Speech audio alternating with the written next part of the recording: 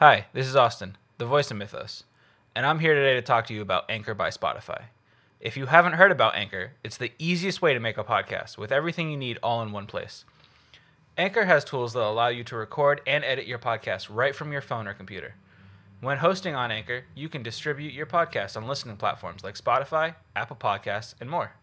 It's everything you need to make a podcast in one place. And best of all, Anchor is totally free. Download the Anchor app or go to anchor.fm to get started. Hey, bros and foes, Blackie here. I got some hella good stuff for y'all today. So shut up, put down your stupid, and listen up. Flavoured Enemy has all your favorite characters being repped over at our merch shop. Get tees, stickers, and dice. We all know you want to be rocking the Blackie jersey when you're out twerking at the club. Get it? So, go ahead and check it out. Enter code BLECKYSCREW at checkout for a 20% discount on your shiznit. That's BLECKYZCREW. Now, back to the dumb fuckery that is Flavoured Enemy.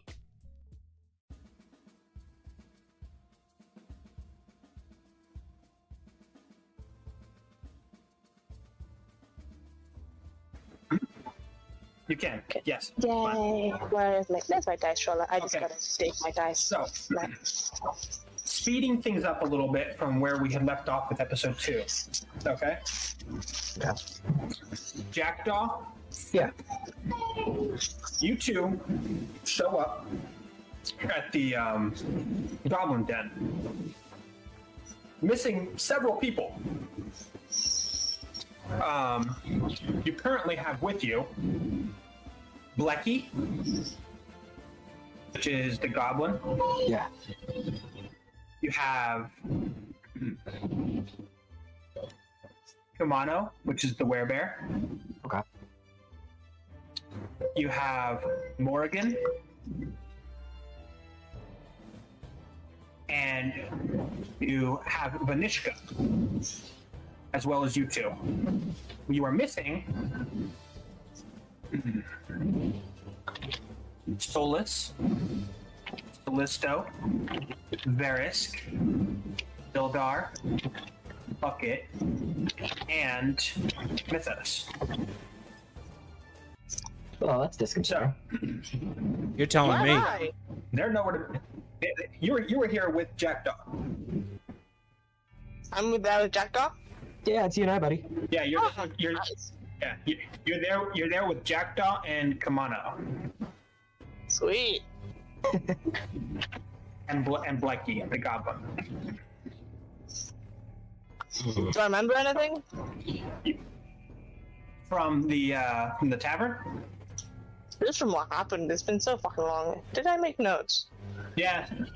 So remember that you had agreed to join this group that was going to hunt down these magical artifacts. Oh yeah, my saliva signature. Yep. And then you're heading to the goblin nest, where therein lies a goblin fertility totem that works a little too well. Right. Overpopulation problems. Or So- just do the one-child policy that China did and kill all their girls. We're about to do that. Yeah. Nice. So, Vanishka looks around and is like, where is everybody else? Where did they all go? And Blackie looks at you guys and says, I just hope that y'all decide to go first. I am not bringing my sweet ass into that horny nest. Oh, great. Thanks for the vote of confidence. Hey, Blackie, you're either with us or against us. You going in or not? I'm gonna start walking. I'm going in. I'm just not going first. Oh yeah, fuck yeah. I'm gonna start walking right now. Yeah, come on now, Jackdaw. Let's do this shit. Vanishka turns around and starts running somewhere, yelling Mythos's name as you guys head in. Oh dear. She going insane. Alright, hallucinating. I didn't know that was a side effect of the totem. Yeah, So whatever. it's you, Jackdaw, Swoop, and Blecky heading in. I'm just gonna do a little pop a squat and Zoidberg. You walk into this cave mouth. It's about 6 foot high by about 4 foot wide. It's very tight on the shoulders. And walking in, the first thing that hits you is this wave of just humid, putrid air. Yeah. It like literally the moisture just kind of smacks you in the face.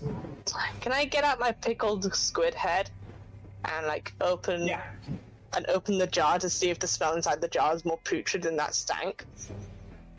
It smells wrong with sweet you? in comparison. Hmm? It actually smells like an air freshener in comparison. I leave it open then. Well, as I get another a file, like another like. Do I have like any like little tubes, like test tubes and stuff, like files and shit? You have a couple of glass vials. Okay, are they empty? Yeah, you have 4 empty glass vials. I tip one upside down, light a match in it to make a vacuum, and let like the nasty air go inside it and cork it. Okay. And I only do that to one. I'll do that to 2 files if that's okay. Okay. So you can literally see while you're doing this that the air from your pickle jar and the air from the cave, actually you can see where they meet because of the color of the odor. Oh, that's Nice. gross. I'm gonna shut my that's how pickle jar putrid. again. I don't want to know what's causing this smell. It's... Oh god. Can I just hazard a guess and make out So- gonna say smells like necromancy. Go ahead and make a survival check. Survival. Skills. What's wisdom, right? A proficient. Wisdom, so +1, proficient bonus +2, so +3. So d20 +3, d20 +3, d20 +3. Also, I've blasted my dice bag with the eucalyptus leaves and like rosemary and like juniper. Nice. So that sounds really damn nice. I use juniper in the mead that I make. Oh, Nice. I use 12. Should I put it in rolls? 12. Okay. It smells very similar to the wooded area during bears mating season. So a But- lot of piss. But you A take lot that, of shit. but like if you were to take that and like bottle it as an essence and then splash it on every wall in here, and then put it in a humidifier while you're at it. Well, wait, what happens if you do that? Yeah, that's what it smells like in here. It's like literally like you bottled it as an essence, splashed it on every wall, and then put it in a humidifier. can I move my Nice. shirt up over my nose? Try to spare myself just like a smidge. So yeah, you kind of like lift your shirt up your nose, and at that point that you see that you can look around the cave entrance as you're getting a little bit further in. You ADM. can actually see the dripping moisture on the wall is a slight yellowish green tinge in color. Silver. ADM, the person who lifts their shirt up with a jackdaw. Do I see Yeah, that yeah. do it? What? Do I see that? Why? How far did you leap? I want to tickle you, bro. No! No! I rolled to tickle. Yeah, what do I All roll right, to tickle? roll a Is it- sleight of hand. Roll a sleight of hand check. Okay. Jackdaw, roll a Skills. perception check. A sleight of hand dex. That's one. I'm not proficient in it, so it's just a +1 roll, isn't it? Well, I rolled on D&D Beyond, and I'm assuming that it did not go through, or did it? No, it didn't. Fuck. I got a 20, a natural. I got a nat 20 as well, actually. I'm a Mine's unnatural, so you win. Okay, so yeah, Jackdaw wins. Jackdaw, you see a hand sneaking up through the shadows, and you just kind of swat it away real quick. What is wrong with you? I wanted to tickle you. I wanted to be funny. No! Personal space! I'm sorry, I will protect the bubble. And Fruit's just gonna slither away. Guys, hey, listen. There's gonna be plenty skin on skin contact the further we go in. So, Yeah, I don't want to think about that. Yo, you presume I have skin. Oh my god, whatever you want to call it. Can I like like reveal one of my hands and it's just bone and muscle in like a grotesque black shape? Yeah. So like, Yeah. So you kind of show one of like a putrid-looking black muscular skeletal hand. yeah. He's like, you want to touch? Oh. And then I do it again. Merrily on. Alright. So, Yeah, into the cave. you move further in. I'm not touching the walls. And I'm touching the walls. I'm rolling in the walls. you Disgusting. realize that there's starting to be a slight decline. Say maybe half an inch every 3 steps, but enough to notice.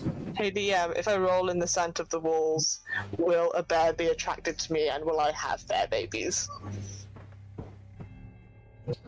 Well, it's not exactly the bear smell, Oh. It's not a bad but idea. if you want to make it if you want to make yourself a target in this mission, by all means. Oh, no, I won't. Our object will stay in it. No, I will end you. If No jokes, don't worry. I will please end do my not make this DM. Please do not make this DM describe that kind of attack. Our object will, don't worry. Please Just And like I said, I will ice knife us both. I'm not afraid to blow myself up with ice. Especially in here. Nice. Okay. So you continue further on. Foop and Jackdaw Constitution checks. 21. 22, not 20. Okay. So both of you are starting to feel the nausea come up, but so far you're keeping everything under control. I'm like, hey, Jackdaw, hey. What? Reckon I should light a cigarette or a pipe. What? Let's see if this shit's explosive. Do I look like I play with fire? I don't fucking know. What does Jackdaw look like? Definitely not like he plays with fire. Does it look like you play with water? No. Yes? Like mud? Maybe like Ice. maybe ice. Our intro to Jackdaw was him cleaning out a horse stall. Yeah. What does ice have to do with that? Well, I don't think he plays with water either. Yeah. How else are you supposed to wash a horse's stable? Well, you gotta scrub it down, man. Looks like you don't know how to look after horses. I feel sorry for the damn things. Jesus. So, moving on. It's at this point that you realize a little bit further down, about 5, maybe 10 feet, somewhere in between, that there are 2 wooden devices. You can't really make out what they are from here. But they're wedged into the ground, and it looks like they intersect over top about 5 feet. 5 feet up off the ground, and they're covered in some kind of material. What does the material look like? There's no whip. Do you want to move closer and inspect the material? Not with that tone of voice, I don't. Jesus. Fuck no. I'll gonna- go cut it. I'm gonna stick a birdie at the material, like, fuck you! What's the material made of? So you go and inspect it? Yes. I ain't going, Jackdaw is like kind of pushing forward. Listen here, you little. Give me a... Hey, you were walking to it first, me a I'll just take nature a charge. Go ahead and give me a nature check and a survival check. Okay. 21 for survival. Despite being a dick, I'm gonna aid Jackdaw in his next roll. Oh, thank you.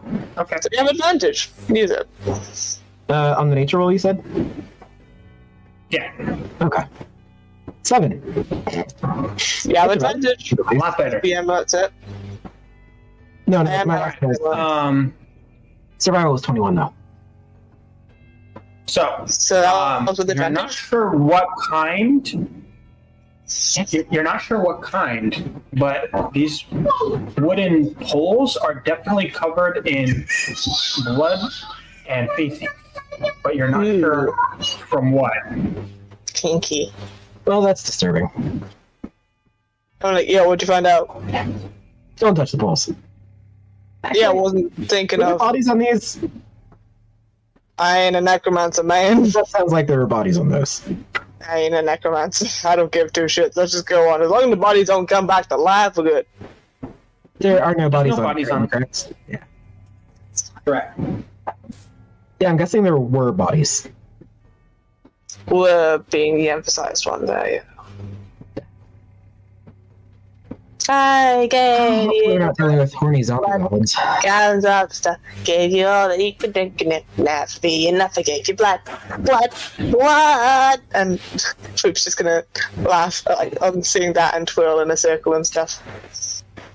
All right, Jackdaw, Swoop. Yeah. Perception. Yo, what's up? Oh shit. Do I have disadvantage because I'm singing and dancing? I rolled a 2. Okay. Disadvantage. Where's So my I rolled a 2. Where's my D20? Yeah. There you are. So, disadvantage. What are we doing again? Perception checks? Yeah. Wisdom. That's +1. So, yeah, I have either a 17. Oh, that wasn't a popular. Or, so I got a 6. It's still better than my 2. That was with disadvantage as well. What the fuck, man? I would have got a 17 otherwise. Jeez.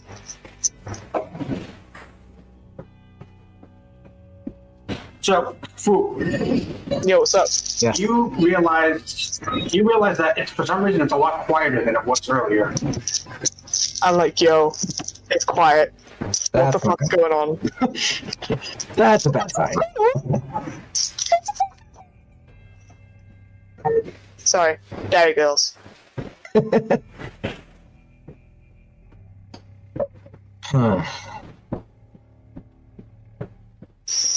What do you do? That is a very good question. I've been asking myself that throughout my whole life. So if you managed to get me to figure it out now, fucking kudos to you, man. I quirked an eyebrow and looked down at Foop. So if they capture us, do you want an ice knife to the heart, or how do you want to do this? Oh man, you if offering to kill me or kill them? You. There's too many of them, obviously. That's true. I mean, how do we know if there's too many of them? It could be like a baby or something. You know how easy it is to steal candy from a baby? Trust me, this pickled thing used to be a baby.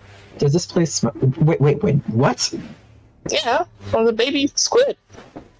It's my arcane focus now. It's mine. Fuck off. It's my child. Give birth to it myself. Stillborn, but still. What the fuck? Yeah. I keep walking. Drums. Oh god.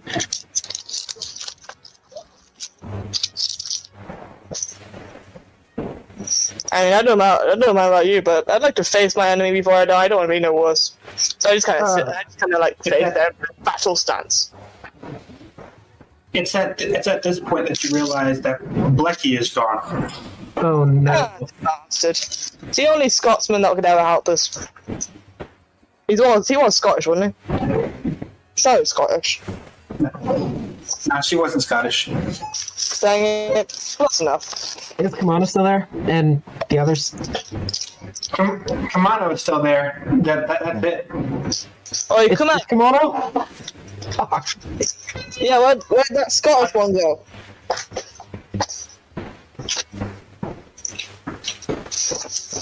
Come on. Ego, shabete o come on.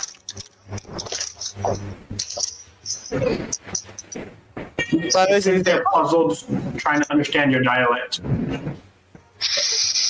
speak And common. he points at his eyes and then points at the darkness. Oh, Oh yeah, he can see through that thing apparently. is she hiding somewhere? Come on to go? He shakes his head no. Okay. Oi, come on, lead the way. You too scared? He starts walking forward. Alright, come on, hold hands so we don't lose you. I'm gonna skip that and walk behind him. You can at least hold on to my floor, correct? I'm not going to kill you. It's okay. Okay, you're lost. Just scream if you get lost. Uh-huh. I So don't think that's what I he walks forward, ducks underneath the wooden poles, and moves forward another 15 feet. The smell's starting to get really bad. Oh. And then he moves to the left at a T section. Reminder, I am holding his hand, so if he goes, I go. Yes. Yes. Yeah. Yep. So he moves from a T section at the end of that hallway, moves to the left, and continues on further down that way. And what was a cave is now turned into cobblestone. And now you see perfectly cut stairs moving down. Either someone's taken their long ass time to dig a home into this place, or we are reaching civilization again. Oi, Jackdaw, you still there? I'm right behind you. Ah, nice, guys. Like, it's hard to see with a stacking hood, you see. But it's for the best that you don't see what's underneath. That's nice. Yeah. So you head on up it, like, So- come on, either way. So you go down the stairs, and Kuma stops So I also and stop. taps, reaches way past you, Poop, and taps Jackdaw on the shoulder and like tries to nudge him forward. Okay. I'll step forward. He looks at you and he points down the hallway, a very faint red rune on the end of the hallway. Alright, come on, aren't you coming with? Can I tell, like, if it's Go lit? ahead and red? roll Okay. an Arcana check. 11. 11? Yeah. You can tell that it's a fire-based rune and that it's prepped but not hasn't been activated yet. Meaning like it hasn't been fired, but it's prepped as if it's ready to go. It's Fire trap. Fire trap. But you're not sure where it gets ignited from. Okay. Investigation check to see any holes that or moving things that can. I just like hand check so I don't trigger anything at the same time. So I'm just kind of like, I'm staying exactly where I am, but I'm just kind of looking around, right? So do I do both sleight of hand and investigation?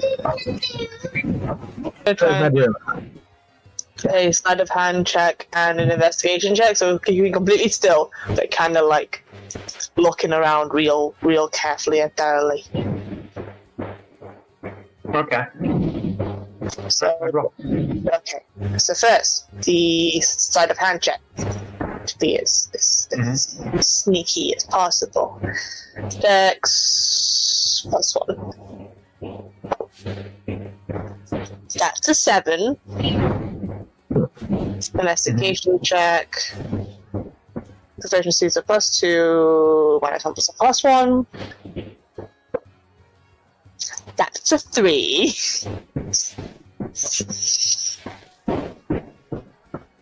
And that's my done. Yeah, this hallway seems fine to you. I'm like, hey guys, there's nothing to worry about. Let's continue on forward. And I just kind of like nudge Kuma, like, hey, do I have to speak to animals? Can I use speak to animals to talk to Kuma? Hold on. I will do some. I'll just mass. Is Kuma an animal? No vegetable. Arms ahead of distance. Kuma's a werebear. The weather. Wait, let's speak with animals. Be sense shatter. Avoid start. Check the hall as we make our way through for traps. Oh, can I cast? Oh, Go ahead, slide a hand. I suppose I'm just 21. You find that there are 3 plates on the cobblestone that are slightly raised and without caulking around the actual plate. Okay. Let me see what I've got in my inventory to mark them. Troops are like, hey, what'd you find? No, back up. No, like from a distance, like, oh, what you found? Because she's not gonna go up to you like, oh, what you found? Okay, you told me that I've got like a stack of sticky notes, so I'm gonna use those to mark those traps. Mm-hmm. Okay. Not all of them, because I assume there's more than 3. But yeah, I'm gonna use some of those. Mm-hmm. Okay. So, yeah, you stick those on there. Go ahead and give me a sleight of hand check for how gently you can stick them on there. No. Uh-oh. Oh, fuck, nat 20! Plus 5! Hell yeah. Shit. Okay, I will screenshot Okay, this so shit. you literally, as you're putting it down, you just barely run your finger over the edge of it where the sticky part is. So it feels, but there's like actually no pressure applied. It's just the touch of your fingertip. Nice.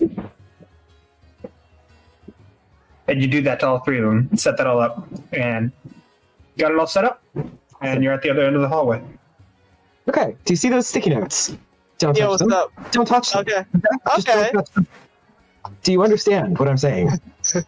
No, read no. them. Okay. Don't get I near hold them. my breath and faint and fall. No. No, don't worry. I will ever so carefully. Hey, a little shimmy. guy, can you carry Foop? Kumano, I don't know if I trust Foop over here not to like steal sticky notes off the traps. Carry me like a princess, Kuma. Kuma sensei. Ew. Kuma looks really confused because he keeps hearing his name, but that's all he's hearing. Ah, shit. Yo, don't worry about it. I got this. That And I do a little makes sneaky. me uncomfortable, but okay. Sneaky. Also, at each cobble, like that's left behind me, you just see a patch of wet. That's disturbing. So, are we traveling with like Cthulhu's bastard child or something, or what's up with this? Oh, Cthulhu, yeah, he's our stepdad. He's actually not that bad. He's very passionate about sports. Yeah. Anyway. Okay, so you head a little bit further in, just past the fire room, and this is when you reach an open cavern, okay? Okay. Now, upon just breaking into the open cavern, you can see that there are several fungi growing all over the cavern floor. Okay. And now these fungi are fluorescent, so they're giving off a little bit of light. Now, with this new light, you can see that there are at least 150 goblins sleeping all around the floor I just look at in Foop. various states of nudeness and covered in various kinds of liquid. I just look at Foop. Yo, what's up? What? What are you looking at me for? I didn't do this. You think I fucking stole their clothes? How fucking... No. I'm just gonna start to raise his voice. Can I like Stealth check. smack it? I'm smacking Foop. I'm Stealth smacking check. Foop. Stealth check. No, stealth check. Stealth check. 30. I rolled a 1. Fuck 30. me. Hold on. It's plus 1. Boop. 9. Wait, do I have to make a stealth check here? No, this spook. Oh, thank fuck. Okay. 9. Yeah. Okay, so you start like defending yourself rather loudly, and just on the other side of the cavern, you can see a set of yellow eyes. Uh-oh. Yo, DM, hold on. Just Above, revive above. me. about 4 feet. What?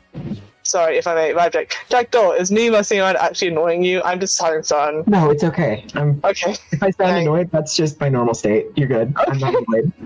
Okay, thank you. As you would, Ian. So, about 4 foot from the ground, you can see a set of yellow eyes staring at you through blackness. I yell, fuck! And Can I hit poop with my staff? everybody gets up. And a bell rings on the inside of the cave. I'm convincing right here, right now, why I shouldn't just throw you to those guys.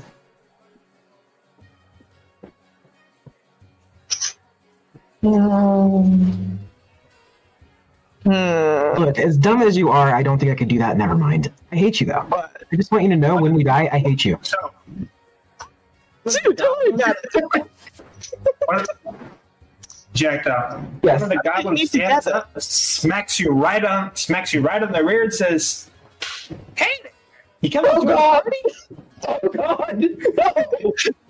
Oh, no, time. And Fruits kind of creeps up to Jackdaw, tries to tickle him again. Ah! No! DM, do I roll? I'm backing the fuck up. No!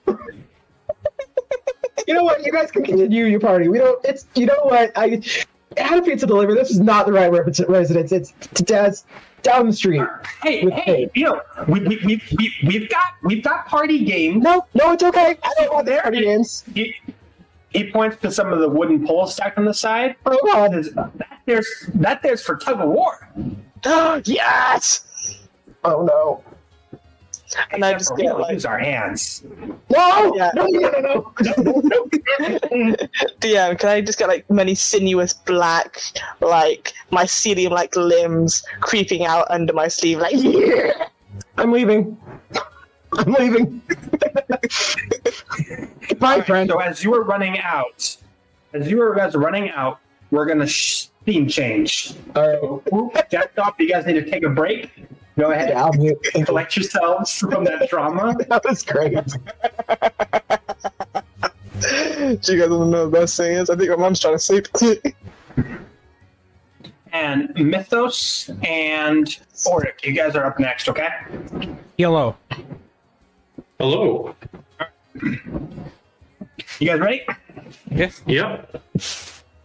So, last we had left off, Mythos, you had a pretty trying journey. Yeah, Mythos has aged a lot over the course of like 2 hours. So, as you are heading in to this cave, fearful for the rest of your party's life, okay? All right. You're moving in, and you see that as you run into the cave, off to the left-hand side, there is this kind of cutout corner with some stacks of barrels that you wouldn't have noticed except for the fact that there is several individuals laying on a bed together. Okay? You see Blecky, you see two male goblins and a female goblin, and Oric, what are you doing there?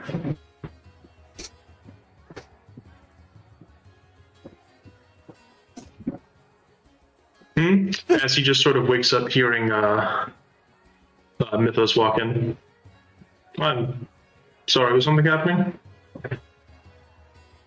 He just wakes up. He just was sleeping. Just enjoying the company of those around him.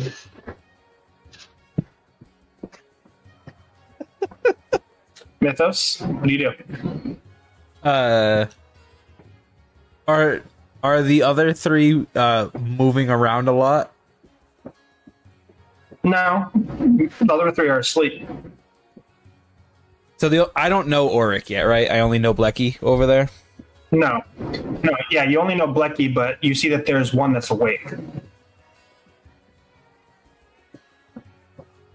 Oh, Varys isn't here anymore. Hey, Hey. Yeah, Verisk disappeared right after you came out of that cave. Yeah. And So is it me and Gildar? he has, and Bucket. Well, yeah, kind of. I have Bucket. Bucket, no. All right. Just gonna yell at. So Oric's the only one awake, right? Right. Hey, what's going on? Well, not so loud. They're sleeping, and he just sort of uncomfortably. He looks like he probably intentionally laid down here, and then wakes up. It's like, I have no idea who these other people are, and he just gets up and slowly moves off the bed. Who are those other people? I have no idea. Well, I recognize. Who are you, actually? Hold on. Were you sent here by Alice? DM, was I sit here? You have no idea how you got here. I was. You just woke up here. The last thing I remember, I was probably enjoying a drink with some friends, and then I don't want to assume anything based on my current situation. It looks like things got carried away. I hope not. Oric is my name. Hello. Who are you? I'm Mythos. This over here is Gildar, and then this over here is Bucket. And I point at a bucket that is hanging off of my sword, that is sheathed currently. I try not to judge. Did you name your bucket? It's a long story. We'll get there later. You just woke up here? You're just here? Apparently, where am I specifically? We're in a cave. Is that what you said, DM? Yes, Yeah. you're in the mouth of a cave in a bed with male goblin, a female, and two female goblins. You're a dragonborn, right? Yeah. Okay. He's like. It's really funny that it's 3 goblins, considering he's like 6'7". Yeah. I'm not going to judge what you do in your free time, but you kind of sound like you may be in a similar situation as us. We were sent here to get an artifact that the goblins have that makes them really... they're having a lot of children, a lot of goblin babies, and we're here to stop that. You're here to They have an... cockblock goblins? basically, yeah, we're here to cockblock some goblins. That's... You would... Yes? He pauses for a minute. He is trying to genuinely process that information that someone sent you on a quest to stop goblins from reproducing. Well, okay, hold on. You look confused. We work for this lady named Alice, and she's... Hold on. So as soon as you go to mention her name, your mouths the words, but the word doesn't come out. Oh, not again. But then the next word comes out. Oh, It just okay. won't let you say her name. So we work for a person who sent us who pays us weekly to go find artifacts that they want to protect from... He's trying to pick his words very carefully now. To protect from falling into the wrong hands. These goblins have a artifact that increases their libido, and they're having a lot of children. They are overrunning the area with goblins. So we're here to stop them from having so many children. I think. They told me 35 gold a week, and I really didn't pay attention from there. How much gold? 35 gold a week. I'm in. You know, that's what I said. And then I'm gonna walk up to Blecky and just kind of like gently shake her. What? But we're on a mission. What are you doing? Also, I just saw you. I told myself I would make it more than 15 feet. But no, I didn't even make it 10. That All right. energy is just. Oh. Well, all right. That's a lot. That's a lot to take in. Hey, Gildar, can you just watch Blecky? Can you just stop her from doing that thing that's happening over there? That is one of the paladin's sacred duty. All right, works for me. No sex before marriage. Oh, okay. That's your loss. Oric gives what is essentially, you know how The Rock will raise his eyebrow? That's essentially what he does at the statement about what paladins have to do. It's like, just thinking very, very different set of rules. I think it's best. I think it's best, Mythos, if Blecky remain outside and we continue further in, because you remember what we saw. Say that last part again. Sorry. Remember what was in? You remember what we saw? Those books. Yeah, that was about to be my next question. I think it'd be best that we start moving fast. Yeah, Blecky, before we continue in, do you know anything about where Kumano is right now?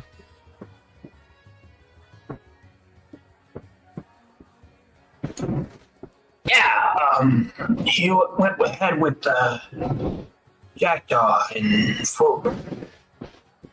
He was leading them to where the smell came the strongest, I guess.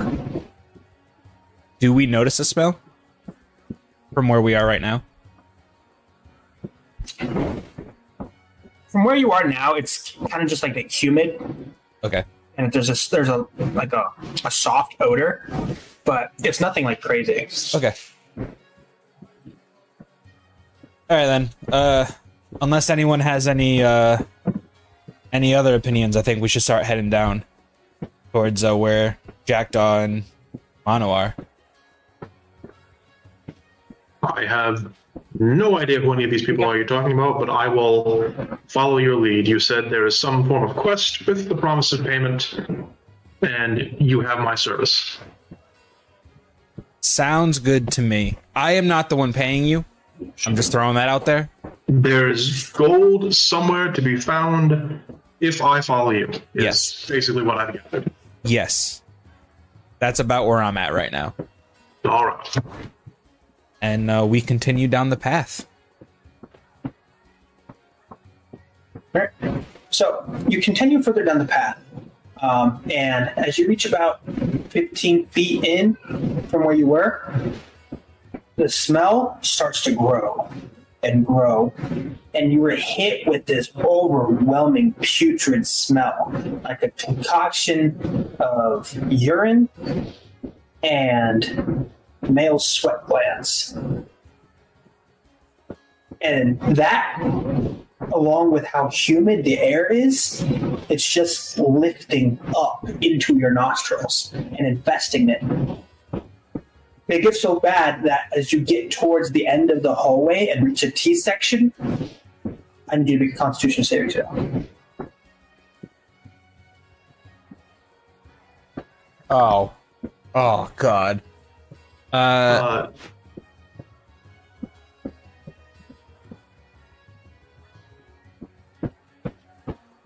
Mythos, what'd you get? So I got a 5, but I did roll a natural 1. Okay.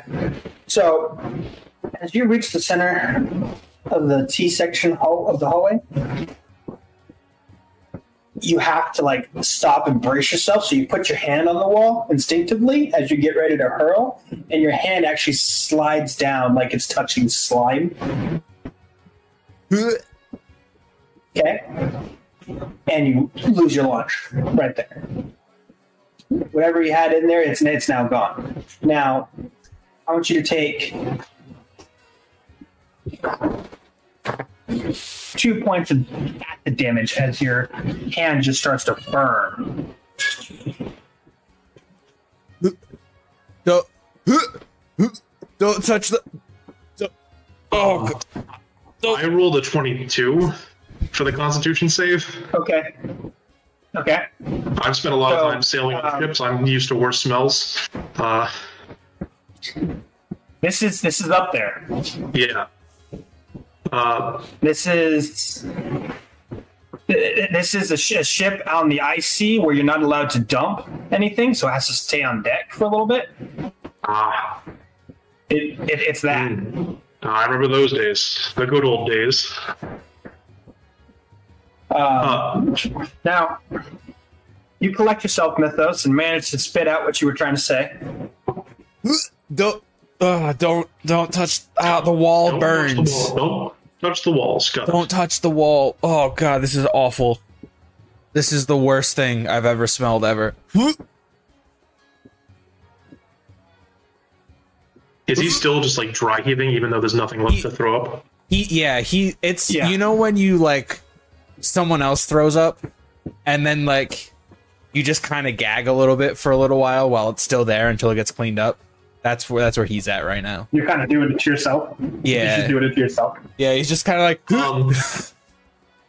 I'll put my hand on his shoulder and say, "Hey, are you feeling alright?" And I'm gonna top him off to give him 2 points from lay on hands.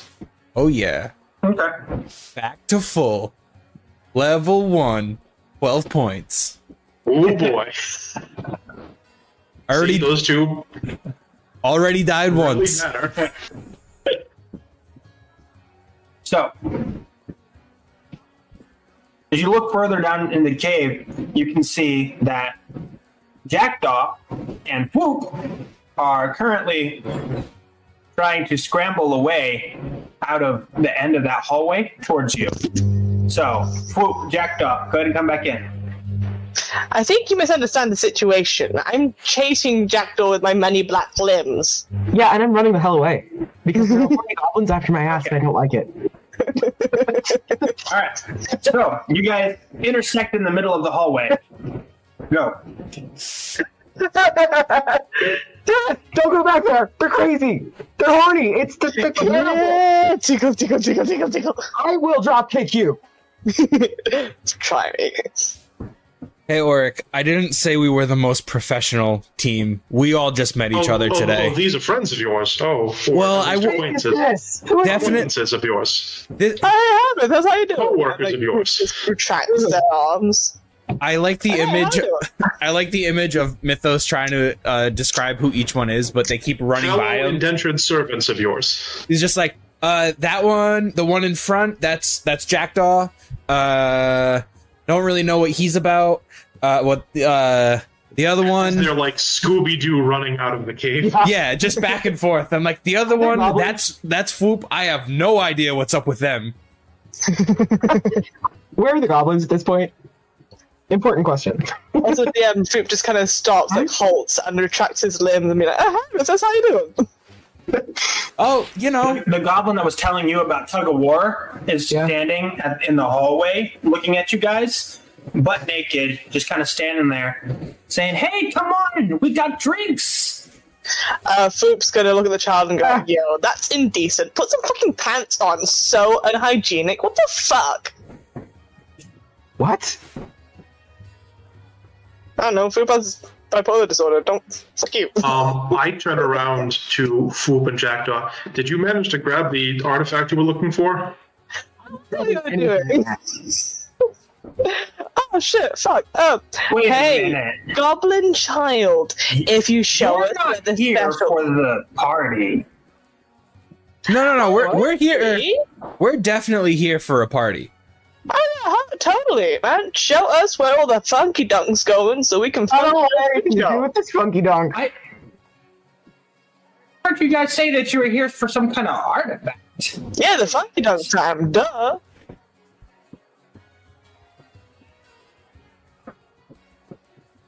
Mythos just That's puts his some hand kind in of, his like- face. His face in his hand. Funky dunk time. Show us your Is leader. it just this one goblin? I think Foop actually was talking about the tug-of-war stuff. It doesn't understand what you do with that, so maybe it wants to know. Yeah, whatever. Funky It's dunk time. artifact, Go, goblin, go. and Take us to your leaders. Hold on. Is it just this one goblin in this tunnel right now with us? Yeah. Look, Baby Cthulhu wants to know what those wooden things are. It's an artifact to it. Baby Cthulhu doesn't get out much. Damn, are the wooden things the artifact? Okay, yeah, come on. Let's play some tug-of-war. Come on. Oh, yeah, let's play. I will easily best every one of you in a game of Tug-o-War. Let's go. Oh god. Let's do this shit. And He means a get rope, those right? multiple He arms means together. rope? Like a literal rope, that's what he means? Well, This guy. Is that how long your dick is? What? Mythos just starts dry heaving again. I mean, Careful, impressive, man, but how do you stop Can't that do in that your much healing that often. The smell is concentrated in here. Foop gets And important it was just very about done his everybody. It does not affect me at all. I'm doubled over in the corner. Yeah. So, my name's Bork. Okay. And well, there's too many of us for me to introduce, but just ask anyone their name. Over there we got the open bar, and over there we've got snacks. As he points to two separate locations, one on the eastern side and one on the western side. Over here we got the tug-of-war, and you see that there are two goblins currently playing. And on either side, there is a goblin that's butt naked. And in the middle, there is a wooden pole about 6 foot. And each goblin is clenching their side of the pole with their butt cheeks. Hell yeah. Now, the goal is to either pull it away from your partner or push it through your partner.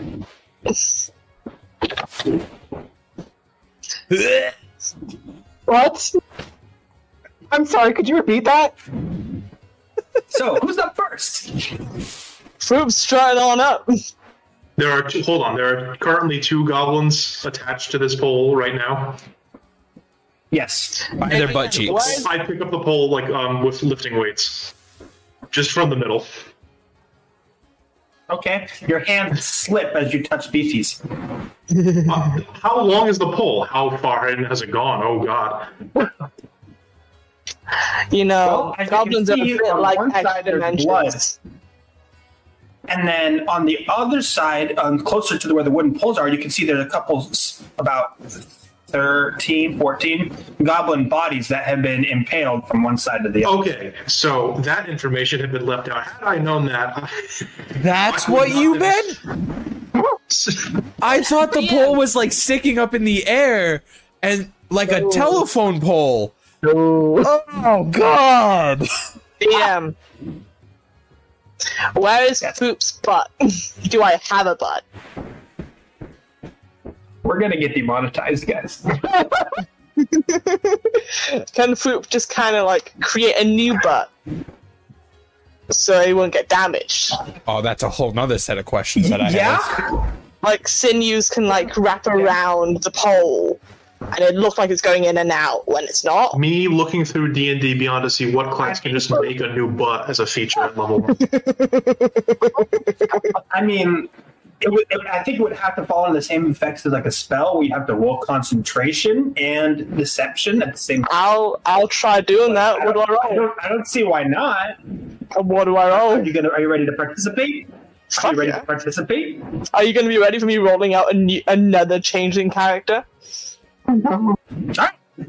So here's the pole, and he sets it up in the dirt. Now, everyone usually makes a wager. Now, since you guys are outsiders, you guys can wager against the Goblin Village. If you win, you get to claim whatever you wager, or whatever we wager, and then if we win, we get to claim whatever you wager. All right, what do I wager? What are you wagering? Let's have a look. Equipment. I will wager one of the files of bad gas, but I'll put a label on it saying fertile potion. Fertility potion. Are you putting the label on it as like, right here, right now? I'll like, turn my back and be like, Okay. oh, shit. Give me a deception check. Deception. I'll duplicate that so I can... Hold on, I'm just duplicating the document so I can be in 2 different places at once. Come on, load. Just for this session.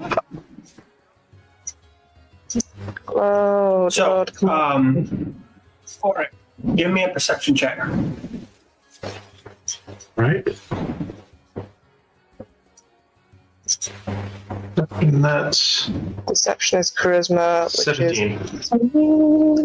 Okay. On the southwestern wall, it's kind of like Well, checking 12. the surroundings. You can see that there is the door to a warg pen, and there's at least 300 plus wargs in that pen. Sweet, man, we If choose it. there's 300 wargs, how many goblins are in this chamber with us now? There are 150 that are asleep, and then on the other side of the chamber, there's a tunnel going further in. Got it, okay. Yeah.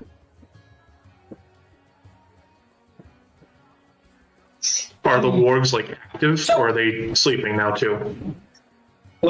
That looks like they're just kind of sleeping, chilling. Looks like they've recently had a big meal.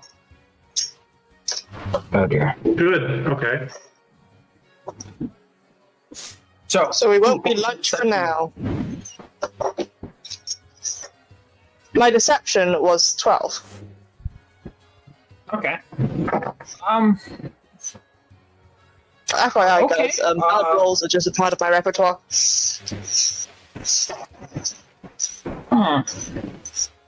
Well, on behalf of this Goblin City, I will wager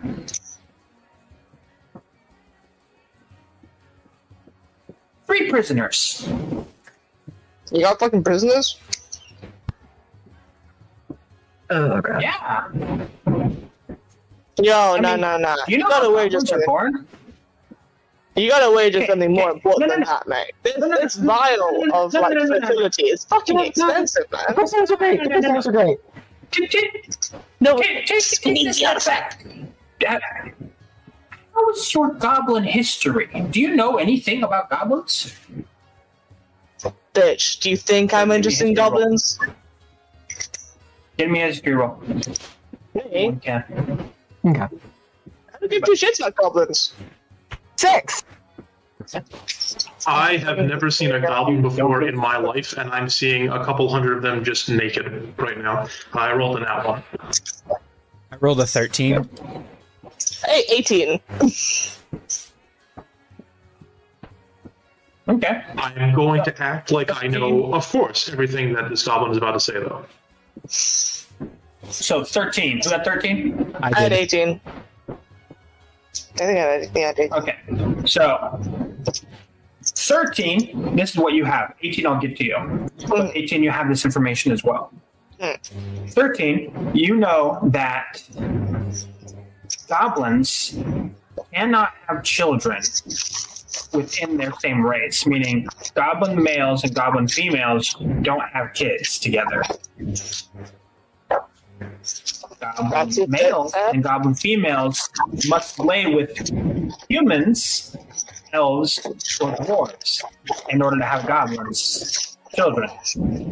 Now, which race that they lay with, if you will, affects the strength of the goblin. So, a goblin laying with a dwarf will have more of a fighter type goblin. A goblin laying with a human will have a normal type goblin, and a goblin laying with an elf will have usually a nilbog or a goblin mage.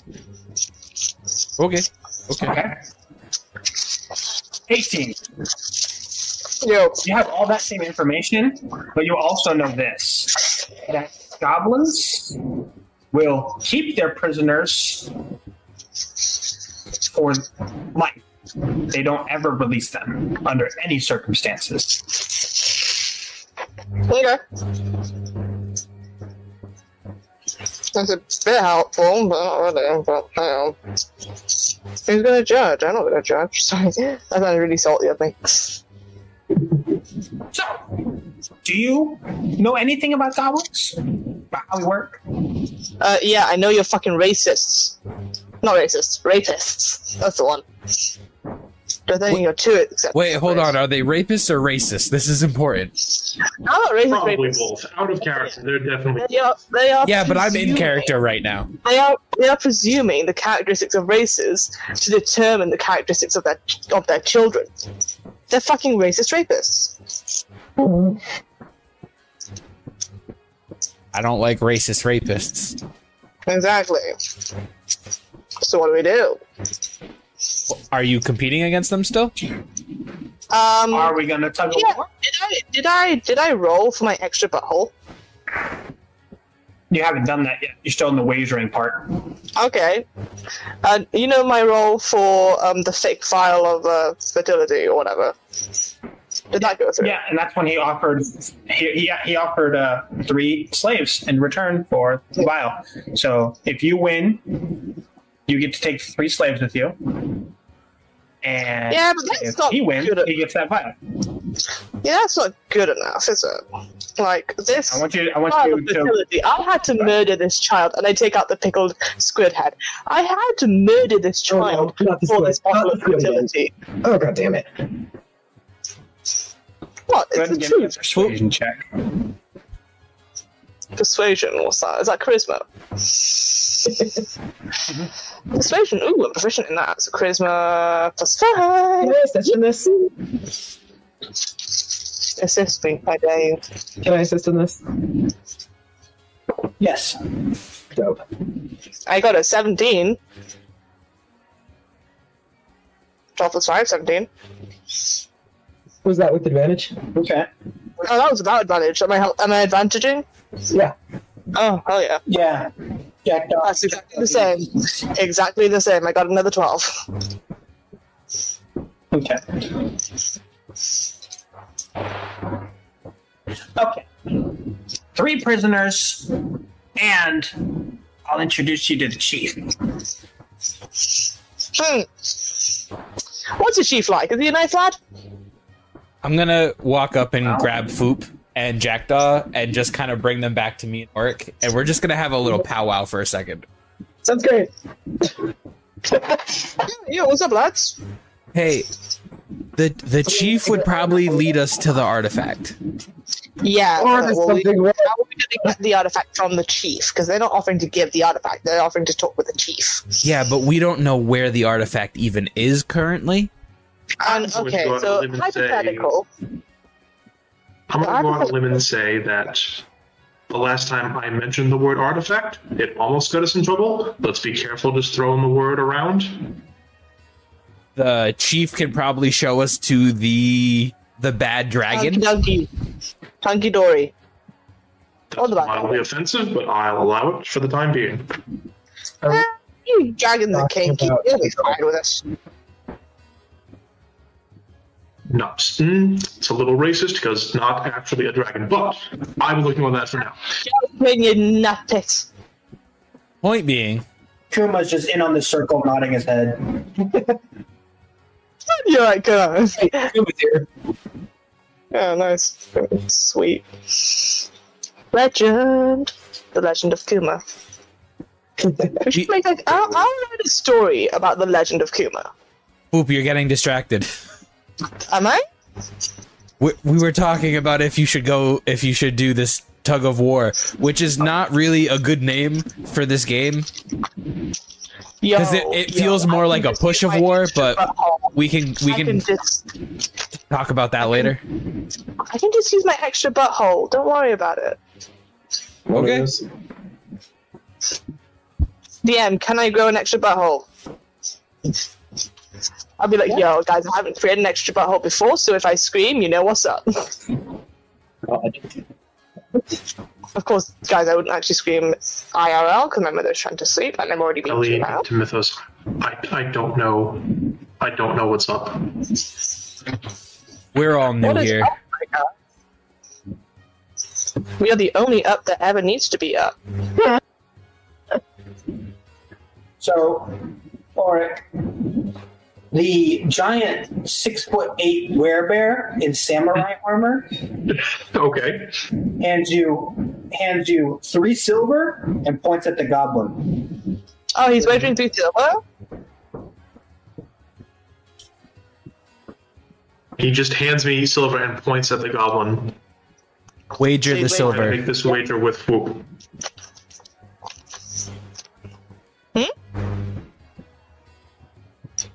What about me? Sorry? Well, you're the one negotiating if you're going to partake in this game. Yeah, I'm offering... So you're I'm making the offering- wager, but I have now been handed 3 silver. Would they want 3 silver more than a potion of fertility? Wink, wink, nudge, nudge. You can add it to the potion. True. Okay, give me that silver, bruh.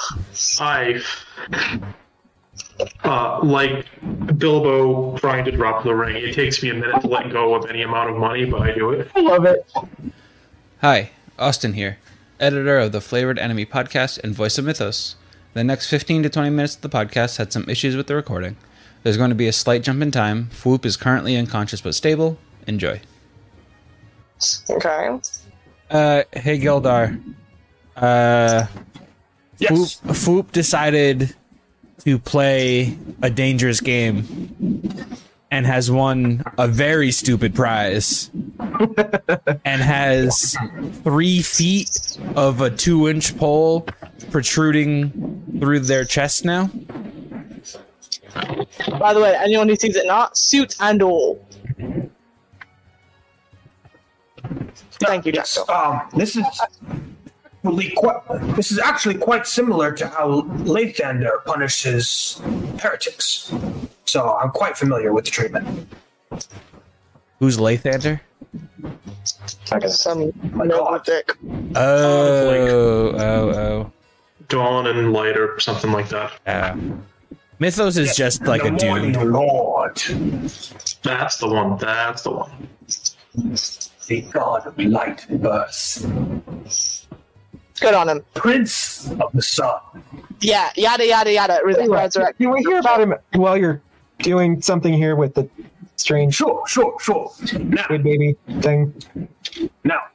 does anyone have a small piece of metal, an arrowhead, something like that? How about a dagger? Or a bolt? That works. All right. Are you attached to it? No. You can have it. Okay. He shoves it into the end of the piece of wood. On the shorter side. Yeah. And then he blows on the dagger really softly as flames flicker out of his mouth. And you see these cracks appear up the wood. And into my chest cavity.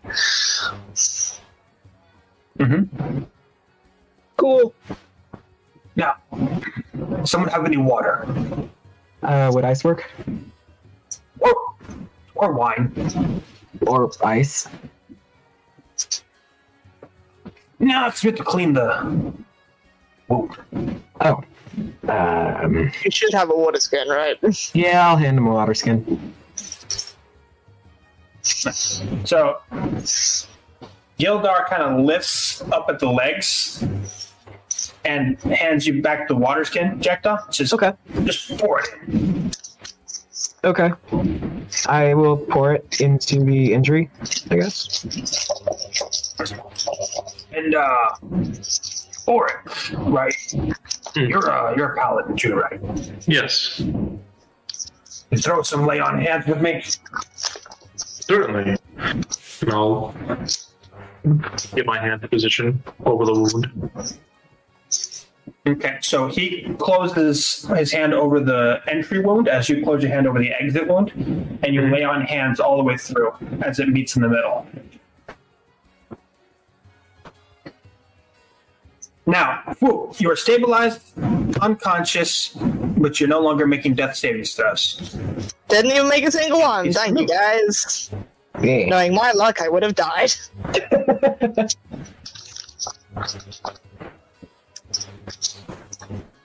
Although I was like thinking about like the you'll whole need a backstory short of rest. like. Can I? Sorry. You'll need a short rest before you can be up. Oh yeah, don't worry about it. Which is probably good because if I'm up now, I'd be like another round. Oh God. So, Horror never ends. so at this point, right? Whoop. Since you're going to be unconscious for the rest of the thing, if you want to head out now, you can. I'm gonna sit around for a bit You'll longer. be unconscious. Okay, well, so you know, you'll be unconscious for the rest of the session. Okie dokie. Yeah. I'm just trying to roll and it's not going that well. Can I flop poop over my shoulder? Yeah, go ahead. So the poop is flopped over my shoulder. Can I like say songs in my sleep? Sure, in your sleep.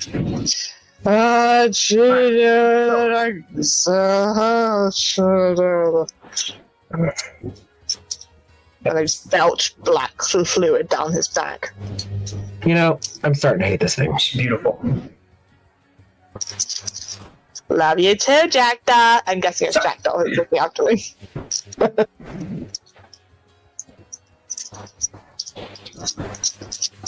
Intense frown follows. Alright. Yes. Who is your oath to, or who is it going to be to? Or for what? Well, let me ask you this: what gods or deities are available to me in this world? Faerunian gods and goddesses, as well as demonic entities and devilish lords and lords. Ladies.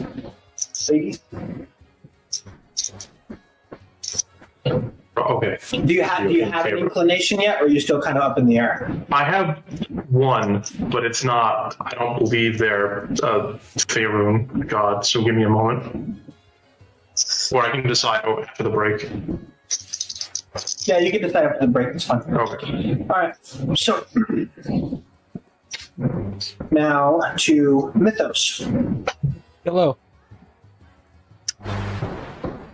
So as you were kind of witnessing this whole trauma situation going on over here, I need you to make me a perception check.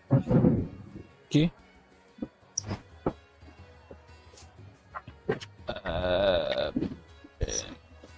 That is a 11. 11. Okay. So you see on the side of the cavern wall that leads further into the dungeon. Sorry, excuse me. There is a purple-robed individual that kind of like slinks in the shadows and hurts that wall, specifically to stay out of view. Okay. Lol, is it like me? I'm a purple good. But definitely not a goblin. Lol, it's a slave. Can I like elbow Oric and then start walking over towards the figure that I saw? Yeah. It's a light elbowing though. It's not like a hard like jab. So, or it kind of gives you that little nudge type thing.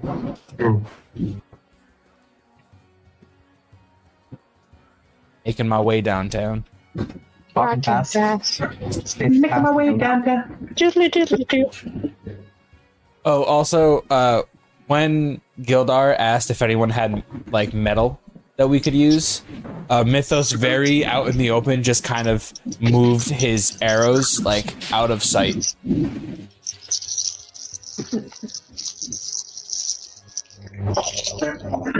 So, as you kind of get towards that, everyone's kind of busy enjoying themselves, partying, having a good time, and you move further down in there, and going along with you is Oric. Jackdaw, what are you doing? Are you continuing with Mythos, or are you staying with Fook? I'm gonna stay with Fook. Okay. All right. Gildar remains with you. Kuma comes with you, Mythos. Okay. Okay. So, as you guys get further, Did Oric follow me as well? I would have I don't know, followed. Oric, did you follow? Yeah. Okay. So, as you get further into this area, nobody really stops you. Everyone's too busy having fun. And you enter into a hallway that's once again cobblestone. And there are two wooden doors with iron bands across them and iron latches that are way too sophisticated for goblin blacksmiths. That's a bit rude. On the other side of this hallway, it opens up into an L-shaped curve to the right. So you've got the two doors, one on the left, one on the right, and then going down the hallway, curves to the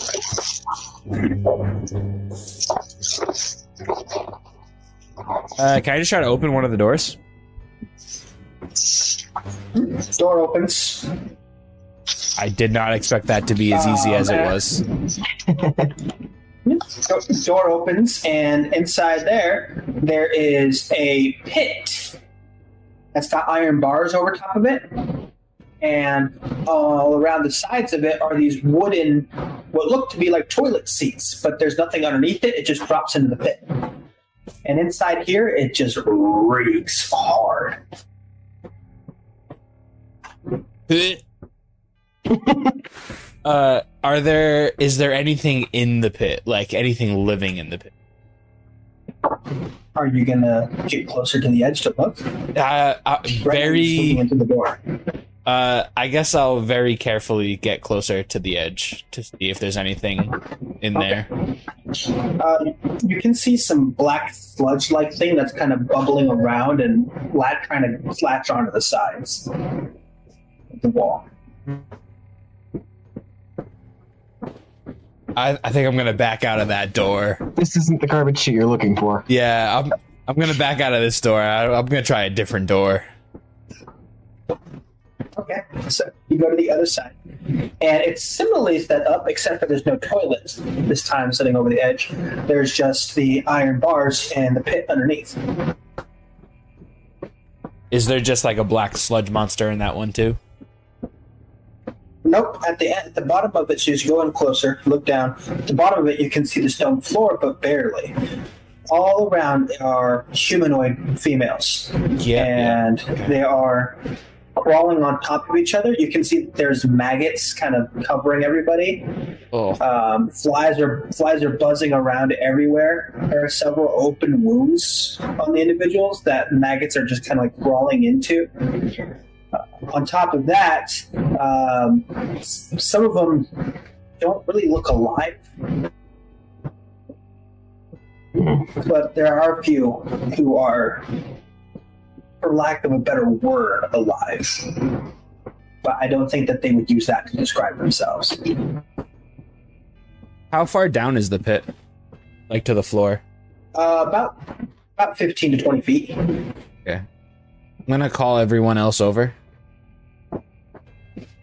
Okay. And just how do you go about that? it's Oric and Kamanu that are with me. Mm-hmm. Yeah. Yeah. Hey guys, you should probably come check this out. I walk over and Walks over. look down at the pit. I see the same thing. Yeah. Yeah. So, I don't know how much you know about goblins. Also, Auric, Kamanu, Auric, he only speaks, I believe it was Oriental. So you'll get used to that. So goblins can only, well, I tell him what I was told before, that goblins can only have, little goblins with humanoid type creatures. Mostly dwarf, elf, and human. So I'm assuming that this is some type of slave area, which is not great. But the other door that I was just in, that had a black sludge monster, I think. I just, I saw what was in there and saw something moving, and just I decided I that's way above my pay grade. That doesn't sound good either. I have no idea what I roll a 5 on. Whatever check that would be, it's a 5, so I don't know what that is. So this is bad. This is not great. I feel a lot less bad about harming these goblins now. The from the 22 perception check, I got a 4. But all the goblins in that chamber were definitely naked. Were there any weapons at all in the room? nope. The only thing that can be considered weapons were the poles and the wargs that were in the pen.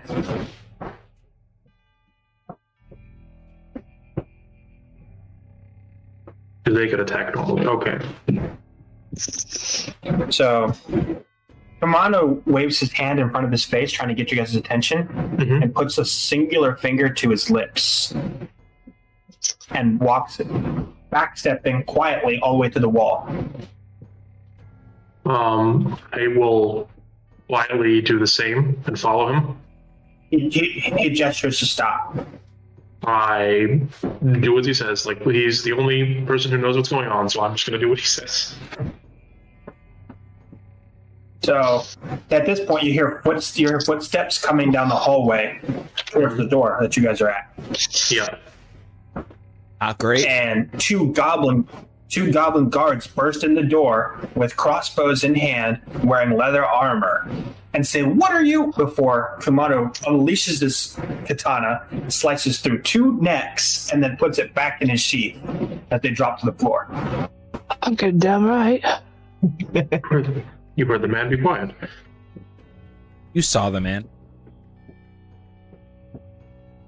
Kumano peeks his head around the corner and with one kick, kicks the body across the hallway into the pit on the other side, into the black sludge. And does the same for the rest of the pieces. Can I walk over and see what's happening to the body in the pit? I see what he's doing. I just kind of think to myself, this is going to be a long night. Yeah, what happened to Bucket? This is going to be a long night. I would answer that, but you're currently unconscious. Can someone answer it me after the session? Yeah. So Kamano puts his finger in a fast circular motion. Yeah, may I ask what level Kamano is? Making circles. He's a level 3. Good on him. Makes sense. Making fast circles in motion, like, do you want us to move quickly? I think that's normally the move quick signal. Yo, we should teach Kamano some common. I look at Kamano and I say, lead the way. So he comes around the corner to the L shape, and you see that there are stairs leading up with On the bottom of the stairs, there are 2 doors, one going left, one going right. At the top of the stairs, there are another 2 doors, one going left, one going right. At the top of the stairs in front of you, there are French doors in front of you that open up inwards. Oui, mon ami, je m'appelle Lafayette. Mm-hmm. Sorry if I'm ruining the moment with my nonsense. No, that wasn't about that. Sorry. How tall is Auric, DM, by the way? He's like 6'7". How tall is Kamano? I forgot. About 6'8". Are you gonna get? Oh, I love this. Past each other. I love this because Mythos is like 5'6", Giant sneaky boys. and one tiny tiefling. And then there's Foop, and I don't know what height he is. Like, He's currently mystery as height. tall as I am. Technically speaking. Yeah, but, I think changelings can make themselves a foot taller and shorter. That's adorable.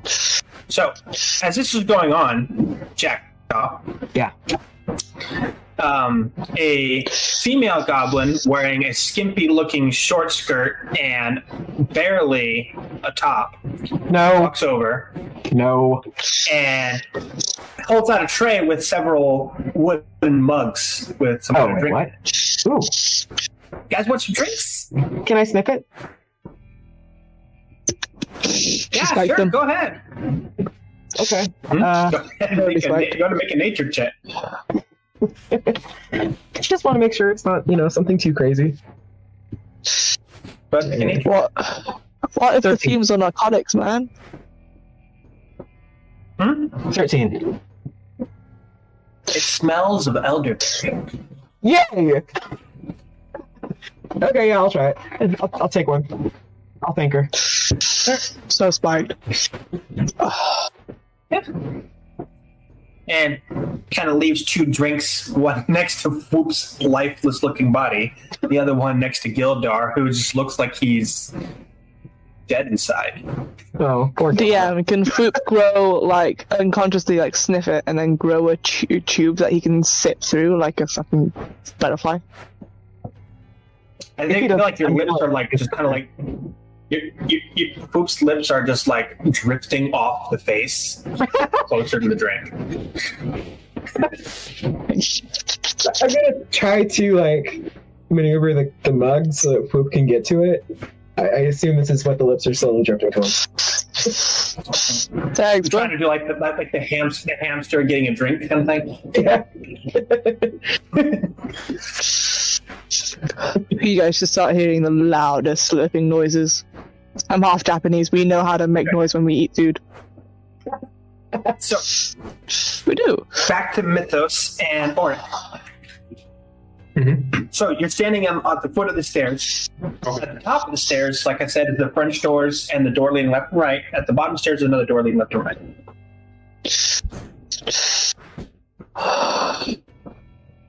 Oh From shit, the there's door to the Orion. left, you can hear the clanking of metal on iron. I mean, hammers on iron. From the door to the right, you can hear the ruffling of fabric.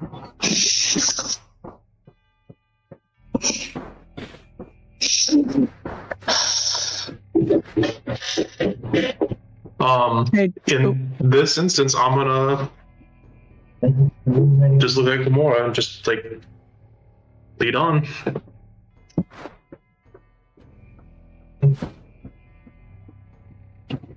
You're not a Kamano moron, points to the dude. right. Don't worry about it. Mm-hmm.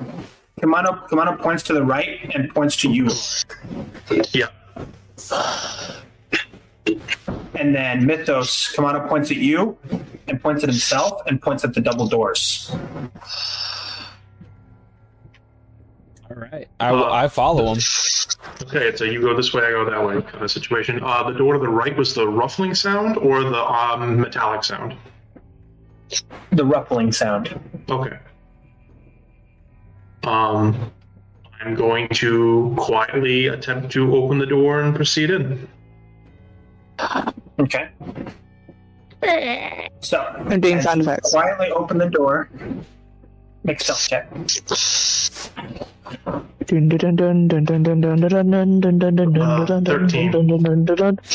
Okay. So you see that there are 40 beds as you go in quietly. Mm-hmm. There are 40 beds that are currently. Hold on a second.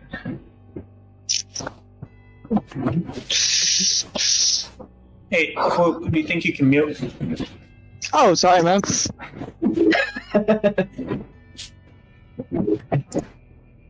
Appreciate it. All right. So, like I said, 40 beds. as you open the door quietly and you look up ahead of you, there are 40 beds. Mm-hmm. Each one with these metal handcuffs to the top of the bed and from the ankles to the bottom of the bed. And the bed itself has been bolted to the ground. On each of these beds, in various states of pregnancy, is a humanoid woman. Oh, jeez. Jesus. DM, you gotta fuck, man, you know that. Yeah, I know. At the other end of the room, there is two goblin females.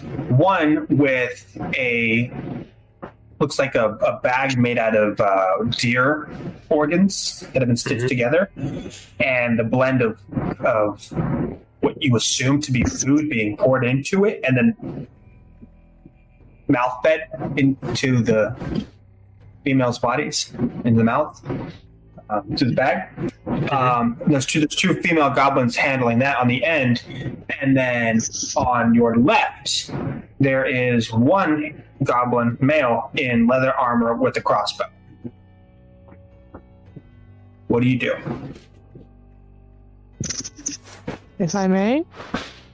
Sorry, the bag of organs, are the organ fluids still there?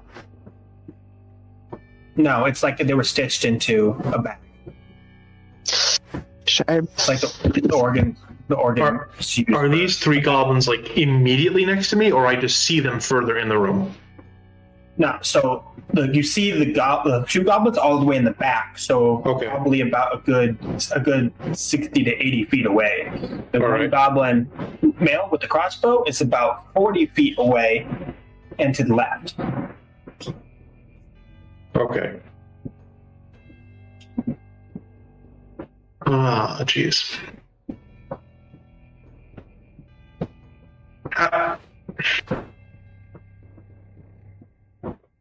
Are these beds like laying? Are they like they just simply mattresses on the ground, or are they like raised up like on a bed frame? They're raised up like on a bed frame, and the bed frame itself is bolted into the cobblestone. Okay. About how high off the ground are each of the beds then? About 2 feet. Cool. I'm gonna try to crawl under the beds on the left side to try to get the drop on the goblin in leather armor. All right. Go ahead and give me a stealth check. What kind of armor are you wearing? I am not in heavy armor. I think this is just leather armor. Okay. Too bad it's not hide. You'd have advantage. But That's very good though. That is a 21. It's a good joke, bro. Yeah, that's what I do with my dad. All right, so 21. You move further in underneath the beds and kind of low crawl your way all the way through. As you get closer and closer, you have to kind of like dodge. Look to be these metal bowls stuck under varying positions in the beds, and some of them are currently filled with different kinds of liquid. Mm-hmm. Yeah, and solid. Mm-hmm. No further description is necessary. No, I'm picking up what you're putting down. You're dodging through, and you get to a point where you're about 3 feet away from the right foot of the goblin. Mm-hmm. Now, looking at it, you can go out of this bed that you're underneath and be in front of him, or you can move to the left, and there's about 2 inches of gap where you could probably squeeze in like a sword or a dagger or something like that between those 2 inches and be able to reach him in the back of the leg area or the back. Or looking further back, there is behind this bed, there's about 2 to 3 feet of gap in between this bed and the next bed where you could stand up. Yeah. I'm really sorry for interrupting, but if this person, I don't know who's with the sword under the bed, but if this person under the bed goes to the back of the ankles and slices those tendons that support the calf, they won't be able to walk. Mm-hmm. It is something I'm thinking. However, I don't want this goblin to alert the other 2 goblins in the room.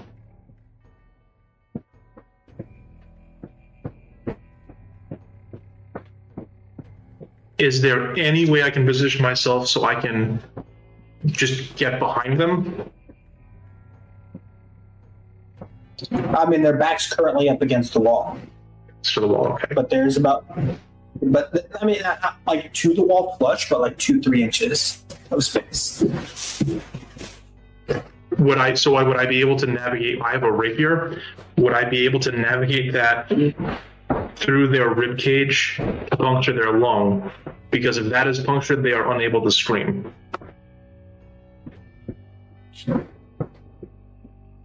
Okay. One, give me a medicine check to make sure that you are able to track the anatomy of a goblin to be able to puncture the lung. Yeah, I'm going roughly based off of, like, he's smaller, but it should roughly be around there, I think. This is going to come bite me in the ass when I roll really bad eventually, but for medicine, that's 17. Okay. And then I want you to roll to hit. Okay. Jesus. That's a 24 to hit. Okay. So you reach through, you kind of have to backhand your rapier and put your palm on it in order to finesse it the right angle. Yep. But you kind of find the right spot in between the leather armor and slide it between the rib cages through the lung and pull it right back out as he kind of just crumples to the ground. You hear this very faint gurgling sound. Do I need to roll for damage, or did that just happen? No, that just happened. He wasn't gonna worry about that kind of situation. It's one thing when you're in a combat situation, but when you were able to take that time to play up that shot. Yeah. Okay. And then just for the time being, I'm going to try to pull the body under the bed, just so it's not out in the open. And then just continue moving forward for a little bit. Don't think I need to kill the female goblins at the moment. If I can get through quietly, I'm going to try to do that. Okay. So it's at this point that you hear a splashing of water about 2 feet away from you, to the right. I look to see what that is.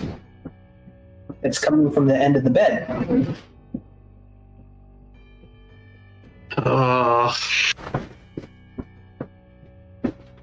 As two goblin females come marching over with a bag that literally has a white circle with a red plus sign that's been drawn in blood.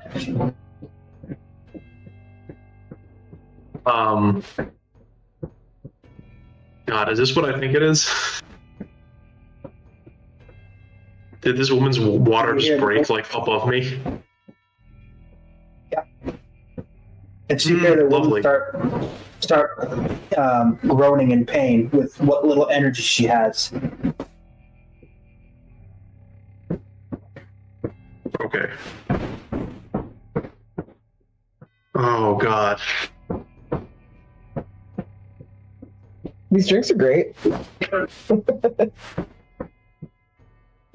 In the back of my mind is like, I definitely need to come back here and help all these women, but they are focused on her and not on me, and I can use this time to get out of here.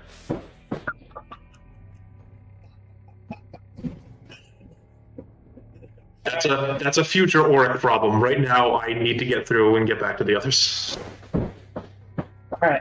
So, as you are working your way through, no need to roll. You can take your time doing that. Okay. Back to Mythos. Okay. So, Mythos, you and Kumano reach the top of the stairs. Yep. All right. So, as you reach the top of the stairs, Kumano puts 1 foot through the freaking door and kicks it open as he charges straight to the center of the room into the purple cloaked individual. You get a brief look before I'm going to have you roll for initiative of 2 goblins to the left, 2 goblins to the right, and a goblin with a oversized wizard's hat and an oversized staff and an oversized wizard's cloak. It's got like the blue look with the gold stars on it, the stereotypical wizard look. He even has a looks like an old mop that he glued to his face to look like a beard. That's great. And you see those individuals as well as the purple cloaked individual who you can now make out to be a Genku. Now, I want you to make a history check for me, please. This is the last thing you get before we roll for initiative. A 3. A 3. You have no idea who this is. All right, That's roll for cool initiative. because I, as Austin, also don't know what this is. It's a Kenku. Oh, a Kenku is?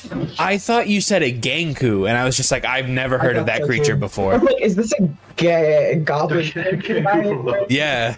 It's just like, I have no idea what's happening now. No, I thought it was like some kind of goblin Kenku hybrid.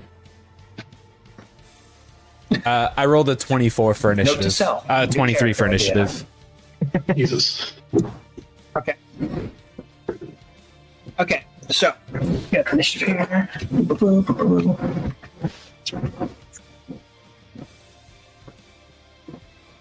All right. How big is the room that he just ran into?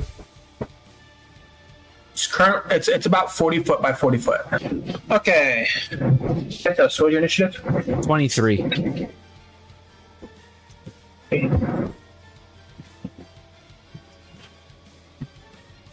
All right, and then for your knowledge, or you're arriving at the end of the initiative on the second round, okay? Okay. And I'll have to roll at the start of the second round, or... No, you will be at the end of the second round. Okay. So you're basically roll as the last initiative in the last initiative order. Okay, understood. Okay. All right. So Mythos, you're up first. So there are 4 goblins, regular goblins. We'll call them Goblin A, B, C, and D. Okay. So Right. A and B are to your left. C and D are to your right. Then there is the Goblin Wizard. He's the furthest to the right. And then there's Kribik, who is the Kenku. And he is fighting Kamano. Oh, they haven't started combat yet, but he's in the center. What do you do? How far away from me are they all? So the Goblin Wizard, who is to your furthest right, is about 25 feet away. Okay. The Goblin A and B are only about 15 feet away, and Goblin C is only about 10 feet away. Goblin D is also about 15 feet away. Okay. That changes things. Cool. I guess I'm just gonna. What were you gonna say? I'm saying Goblin A and B are kind of shoulder to shoulder, The one that you said was and they're 10. all carrying crossbows. Okay, the one that you said was 10 feet away from me. Actually, Goblin B. Whichever one Goblin B is, I changed my mind. I'm gonna go into near them, and I'm gonna attack Goblin B with my rapier. Okay. Oh, not great. 9.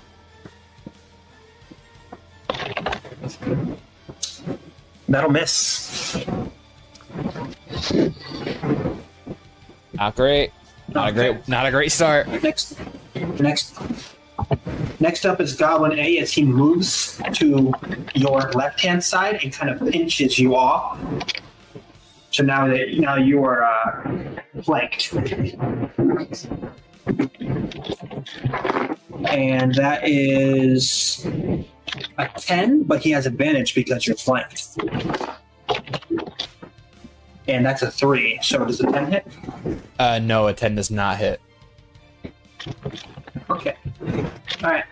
So Kumano is up next. Now, the goblin kind of pulls out his crossbow, stands all cool, fires one shot, and it literally goes whirring about 3 inches to. Now, down to Kumano. Kumano pulls out his katana and makes one long cut from shoulder to hip. Now, let's see. That is 16. That'll hit.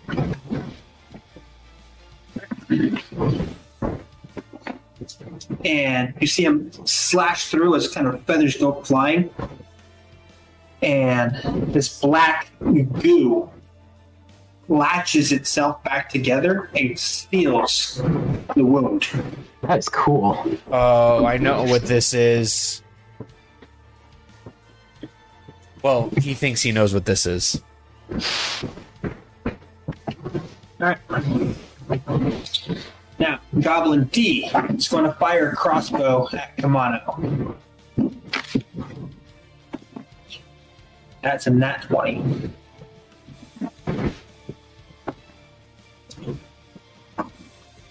Alright. Kumano takes 7 points of damage as you see an arrow a bolt from the crossbow go whirring through the pieces of his armor up into the armpit region. And you hear it sink into something that's probably important. But Kumano's still fighting. Now, Goblin C is also going to fire a crossbow at Kumano. That is 12, that misses. Now it's Kribik's turn. He taps his staff on the ground once and flicks it forward, and a wall of black tentacles lashes out at Kumano, just whipping back and forth.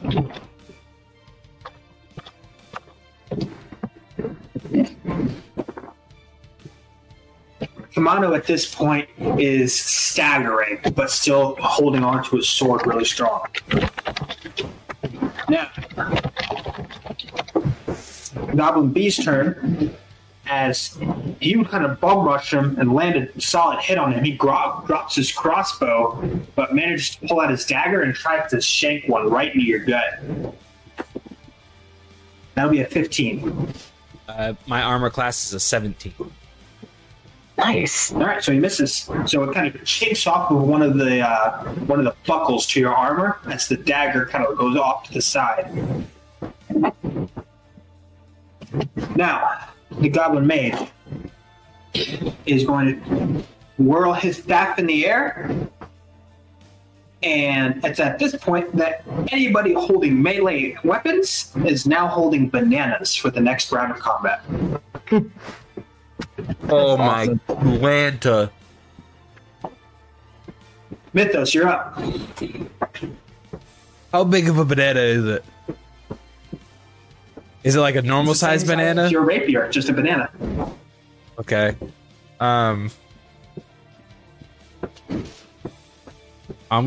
I'm gonna throw my banana at someone. So a phrase I never thought I would say in D&D.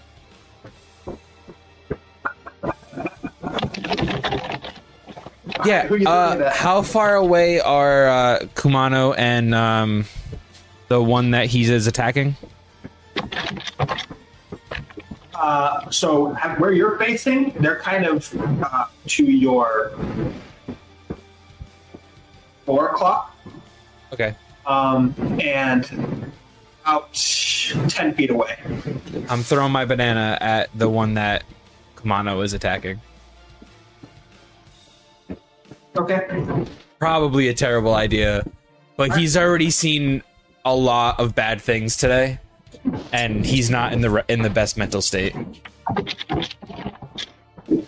It's a fair point. Alright, roll to hit.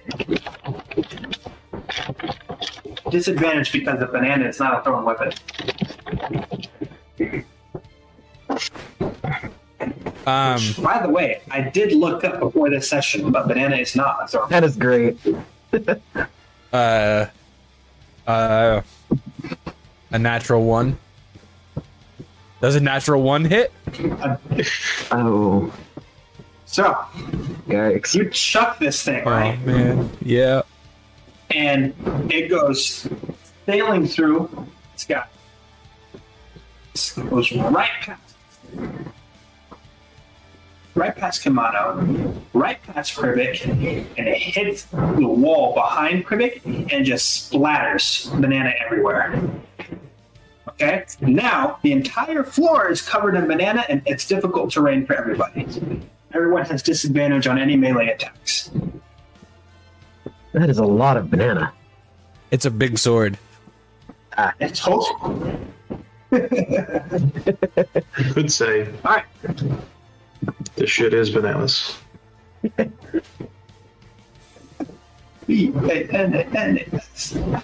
Alright. Thanks, Gwen Stefani, for teaching me how to spell bananas. Alright. Goblin A is going to land a hit on you, Mythos, with advantage because you are not only flanked, you are also with your back to him. All right.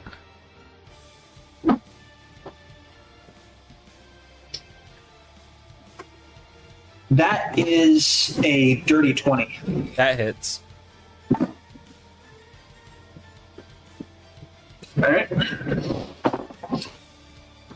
Alright, take 4 points of damage and make a Constitution saving throw. There's saving throw. A 9. 9. I'm putting these dice in away later. Okay. Jail. Take another 3 points of poison damage as a feces-covered crossbow bolt goes rippling through your gut. Oh my god. Pun intended.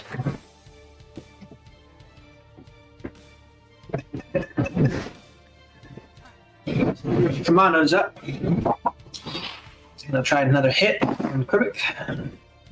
That is a 15. That'll also hit as he pulls another cut through, swaps his hand to where it's now overhand, and then pulls it back up the same way he just cut down. Wait, wouldn't his weapon also be a banana? Wouldn't his weapon also be a banana? What? Thank you for reminding me. Rewind. As much as I didn't want to say it. Actually, go ahead and actually cut that part out so I don't look like an idiot DM. All right, so We'll see what Kamano's turn. happens. He's gonna take his banana that's in his hand, and he's just gonna bash it over this guy's head. See what happens. That is a 19. So he bashes this banana over Krivik's head. Does 1d4 damage. That's 2 damage. As the more banana just covers the floor.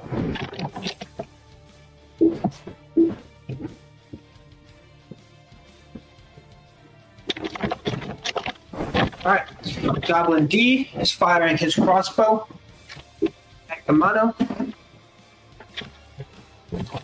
That's a hit for 10 damage.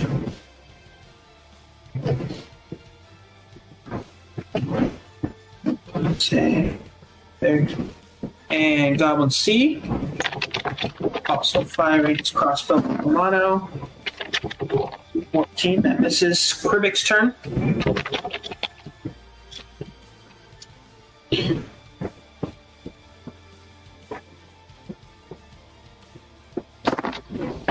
Kribik swings his staff across the floor, scrapes the floor, and kicks up sparks that turn into a firebolt.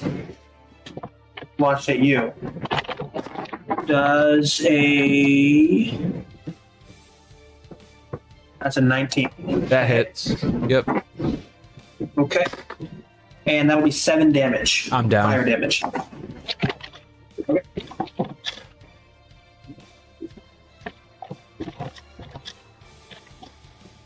Alright. Man, you really don't like Mythos, huh?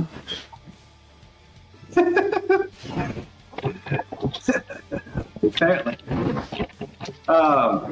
Goblin B is, since you're down in front of him, he's just going to go for another hit on you with advantage.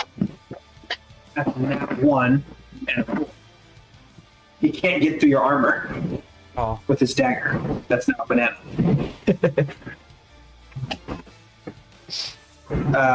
The nil bulbs up again. All melee weapons turn back into melee weapons, except for the one that got splattered. The 2 that got splattered. Those are now just shards of metal all over the floor. So the difficult terrain is now gone as well. Oh my god. You're up.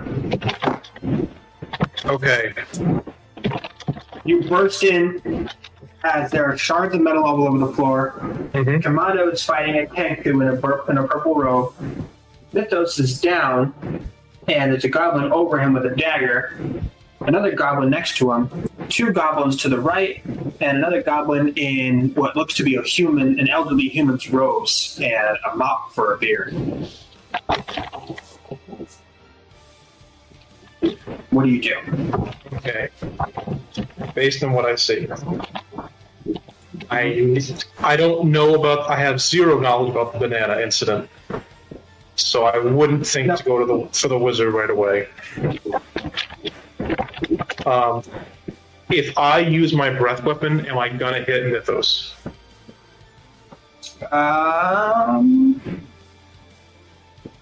30-foot cone. You could angle it where he doesn't get hit. It says 30 feet, but it's a 15-foot cone. Yeah, and you can angle it because he's down on the ground. You could angle it. Okay. Would I only hit those 2 goblins above him? Everyone else is too far away? Yeah. Okay.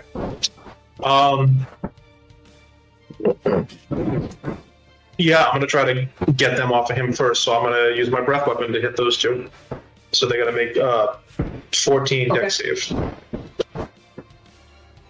Okay. That's a failure. That is also a failure. Great. Fucking great. They take a whopping 2 damage. Woo! Fantastic. I think I'm probably just apprehensive. I'm probably just like, don't want to hit Mythos, so I'm like trying to be careful with it, and it does not come out as strong as I would have liked. But I hopefully have their attention now. Yeah, sounds better. Yep. And Back that's on my top. action, Mythos. so. Death saving throw. Yeah, you still got your movement if you want to use that to intercept. I'm gonna move closer, just to get up in melee range with them. Okay. So if they try to, are they the ones stabbing or shooting? They're the ones stabbing, right? Well, yeah, there's one trying to stab with a dagger, another one's got a crossbow in its hand. Okay, so at least the crossbow should hopefully have disadvantage. Hopefully. But yeah, I move and I don't have anything I can do as a bonus action right now, so I'm just gonna wait. And I'm just gonna like try to get like, hey, Hey, you guys, look at me. Focus on me. Ignore him. He's already down. I don't have to worry about him. Focus entirely on me. Go ahead and make a intimidation check. All right. Well, that's the one charismatic thing I'm not that great at. But that'll do 17. Yeah, that'll hit. All right. Okay, and that's all I got. Okay. All right, Mythos. Death saving throws. A 4. That's failure.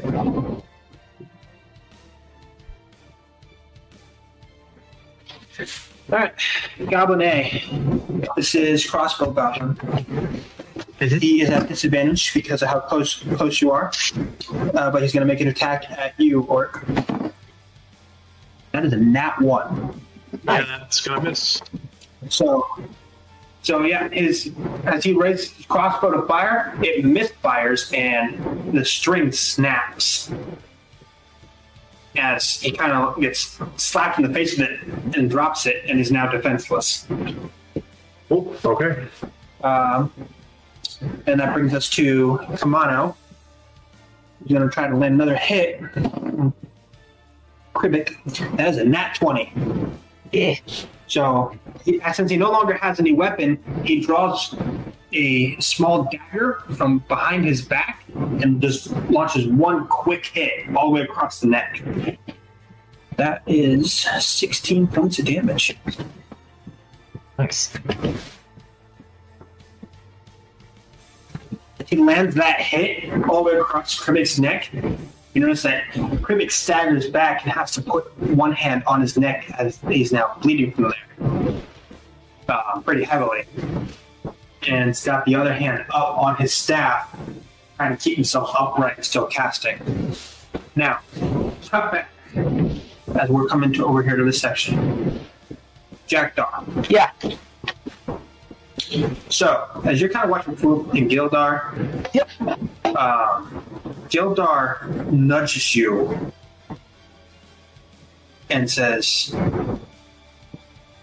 "Dark magic down the hall. Oh, that sounds fun. Do you want to go?" Probably should. You want to take Floppy or shall I?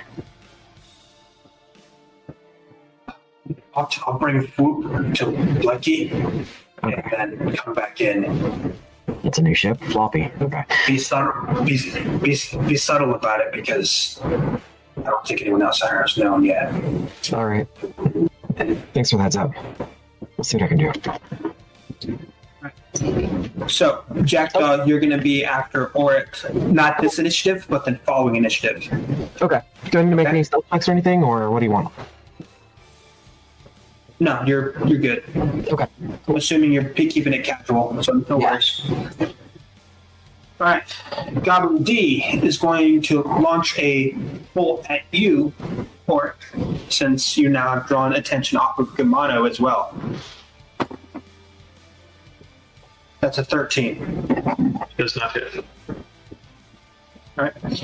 And then Goblin C is also going to launch a crossbow at you, but he's within a shorter range, so he's at disadvantage. Okay. That is a 19. Okay. 16. 16 just hits. Okay. Make a Constitution saving throw and take 7 points of damage, and then piercing damage, and then make a Constitution saving throw. Nat 20 on the save. Okay, so I did lose half my health. you kind of instinctively run your hand over the wound real quick Yeah. as like a method that paladins use to ward off poisons and diseases. Mm-hmm. Except if I remember correctly, paladins are immune to poisons and diseases at some point too. Not yet, but eventually. All right, that brings us down to Kribik. All right, kind of dazed and confused. He doesn't really have the focus right now to cast another spell, so he just tries to hit with his staff. And that's an 18 that'll hit. So Shimano gets rocked with the staff pretty hard and drops to one knee and kind of barely hanging on right there as his head's hanging, dripping blood from his face, and it does not look good. Right. Goblin B is up. It's the one with the dagger. He comes hurtling at you as fast as he can. Oric. Yep. And that is a nat 1. Nice. This is obviously, yeah. So he jumps at you, tries to drive his dagger at you, but he hits it at an awkward angle and it just snaps on one of your scales. And he's just holding a hilt there within you right now. He kind of looks up. Attack of opportunity. I'm sorry, was that... Were you aiming for here? He's like pointing to his neck. Is it here? Just, no. Don't think that's going to work for you. You got an attack of opportunity. Go. Nice, okay. I always roll percentage on critical fail, see how bad it was, and that was... That's this... Jesus, 23, as I just pull out my rapier and take a swipe at him. Nice. All right, damage. Oh, so that's going to be 11 points of damage. Tell me how it looks as you kill him. He goes to leap at me, hits me, but it just breaks. And I just, like, without even really looking at him, just flash my rapier up, slashing up across his body and, like, slitting his throat and, like, one of the main arteries right next to his throat. And he just falls, and I'm, like, actually ready for melee combat now, having no idea this is probably going to turn into a banana any second. All right. So, now it's the Nilbog's turn. Which, by the way, that's what Goblin Wizards are called. Yep. Nilbogs. Fun. Love them. They're so Fun. fun. Cool. One of those. Words are hard. Little scamp. So, Nilbog waves his staff around, and everybody in this room is now wearing the opposite gender's clothing. Everyone loses all armor class. So if you're male, you're now wearing female clothing. If you're female, you're now wearing male clothing. If you're neither or, you're now wearing no clothing.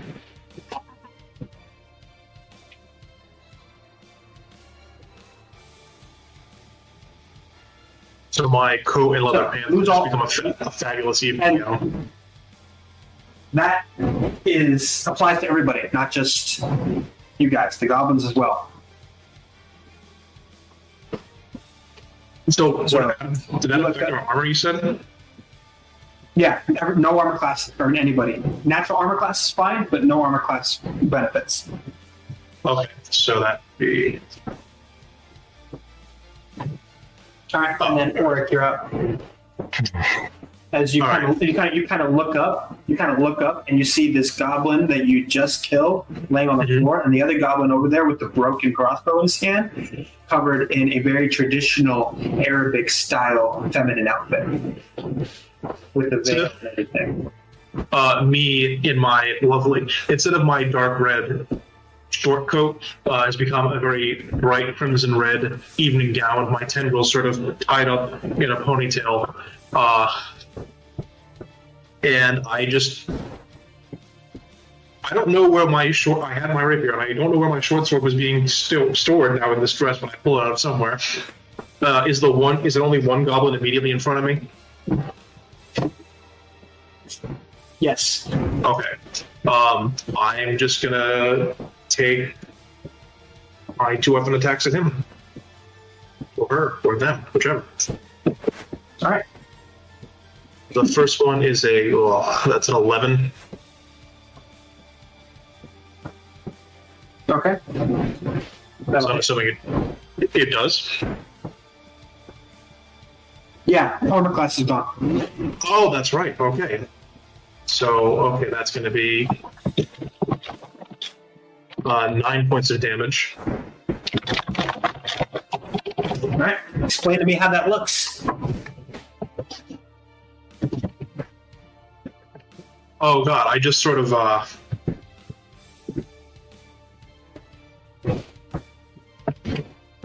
just a straight like a fencing thrust forward. But it goes in like so easily, like through the side of their neck. I think I miss because there's just no armor. So it's like, oh, that's quick. Oh, no, it's stuck. I just have to like put my foot up and like kick the goblin off of my blade because it was stuck in their throat. Yeah, so you can yank it out. And Just sort of gently flick the Get back, blood off on the you. sword. Alright. And if no one, Not mythos, oh, there we go. This will determine what I do next. but Oh boy. Just literally anything but a 1. A 15. one. No, don't you try to kill me like That's a that. success.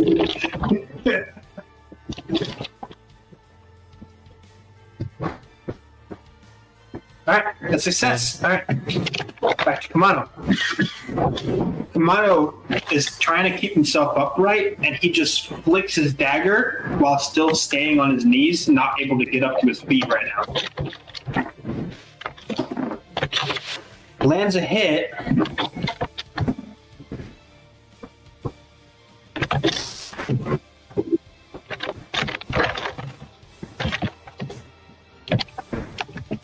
And sends it right through Kribik's stomach as the dagger sinks into the wall behind Kribik.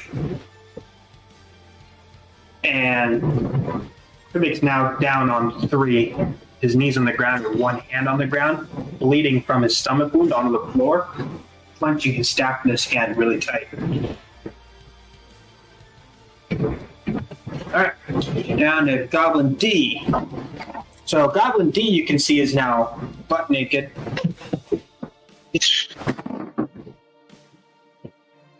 Launches his crossbow at you, Auric, and that's a nat 20.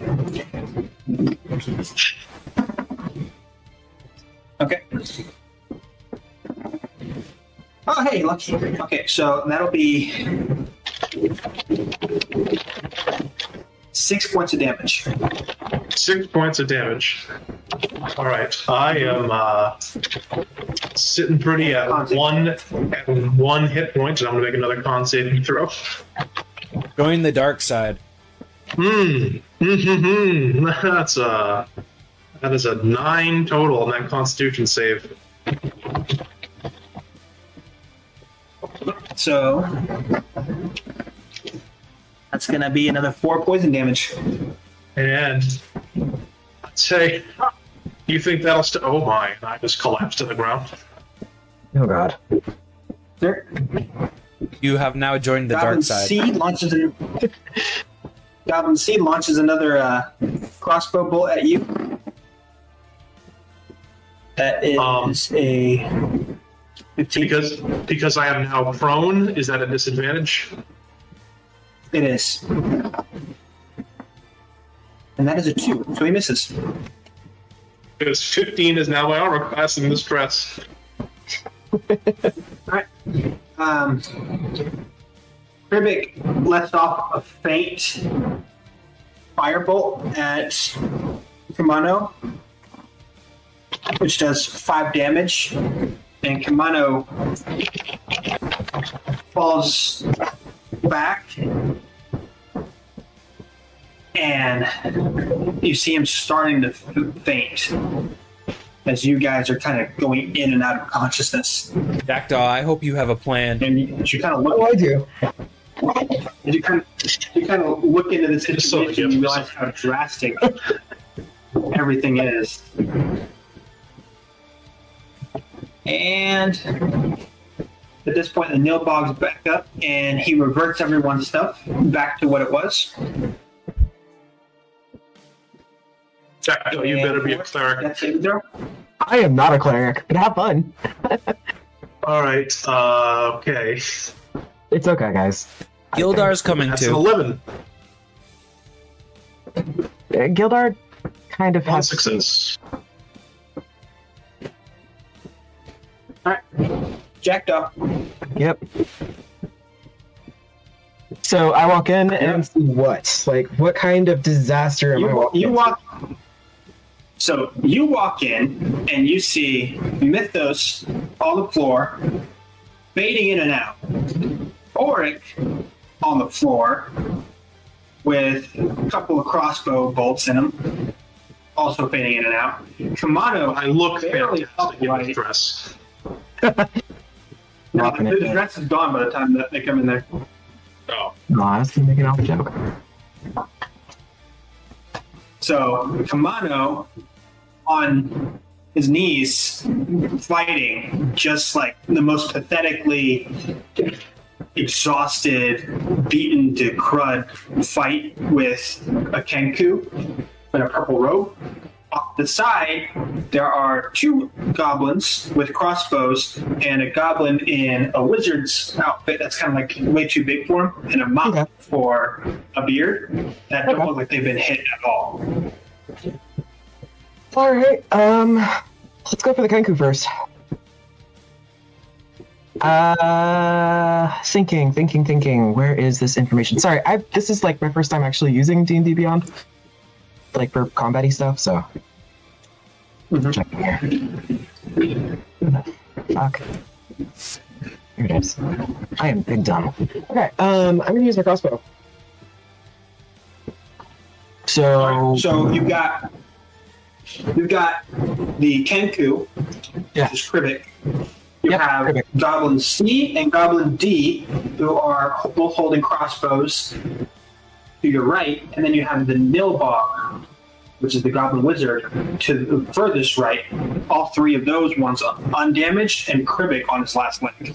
all right, I'm gonna go for Krivik first. One looks like he's on his last leg, and two, he's fighting the bear. So, if he's the biggest problem right now, then he needs to go first. Okay. So, Roll ahead.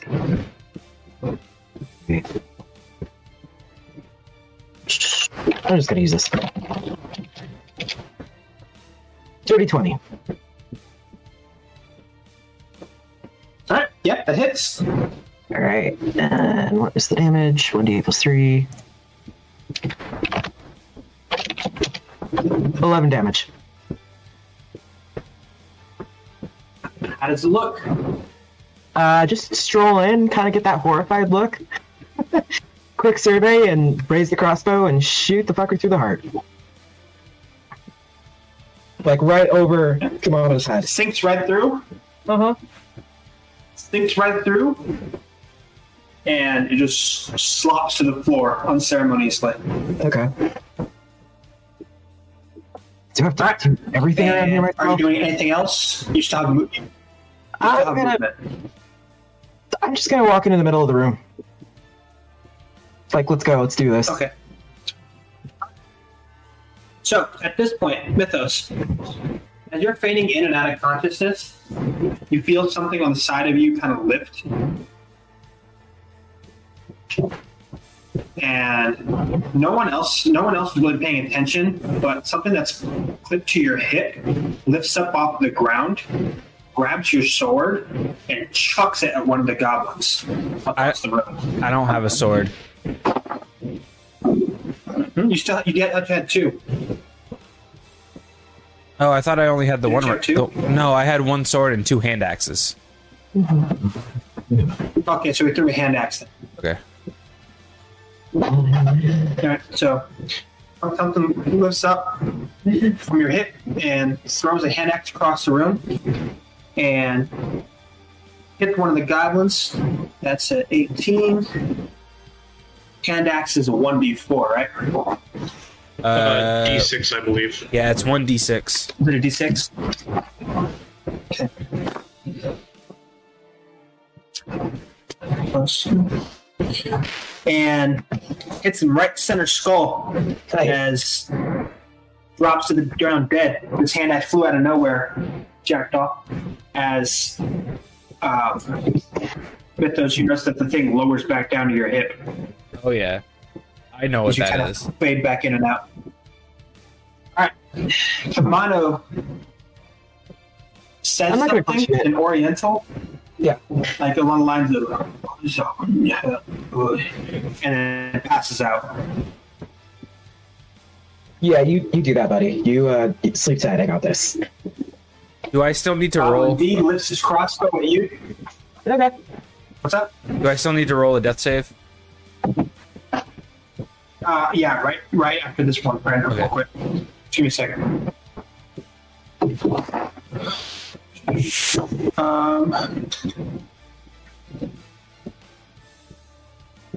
Goblin D launches a crossbow bolt at you, Jackdaw, Yeah. and goes whirling through the air. That's a 15. Nope, doesn't hit. 16. All right, goes whirling past you and shatters on the wall. And Mythos, death saving throw. 18. Nice.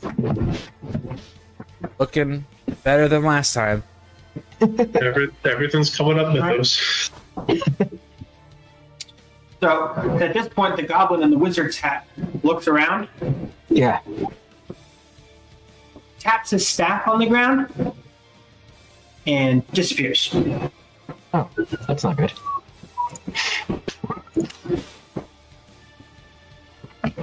All right, Oryx, death saving throw. Come on. Nope, but that's a 13.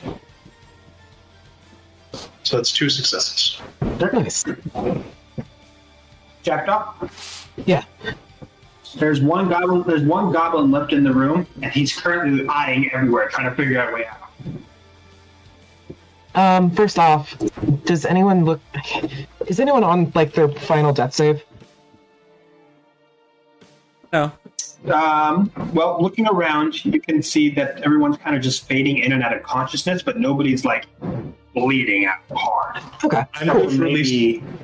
Come on. I'm good for at least 2 turns. If Mythos rolls a 1, he's down. Okay. I'm gonna aim my quarterstaff at the last gobbo that's up, and yeah, what's he doing right now besides eyeing to everything? He hasn't even raised his crossbow. He's like frantically looking everywhere. Okay, drop the crossbow. Go on, drop it. He drops it, puts his hands up. All right, that's right. On your knees, please. Please. Why am I saying please, Goblin? Gets down on his knees. All right, stay there. Do not move. Don't get me wrong. I will blast you. And like keeping an eye on him, I'm gonna kind of scoot over to try to check on Kimono first. Okay. Give me a medicine check.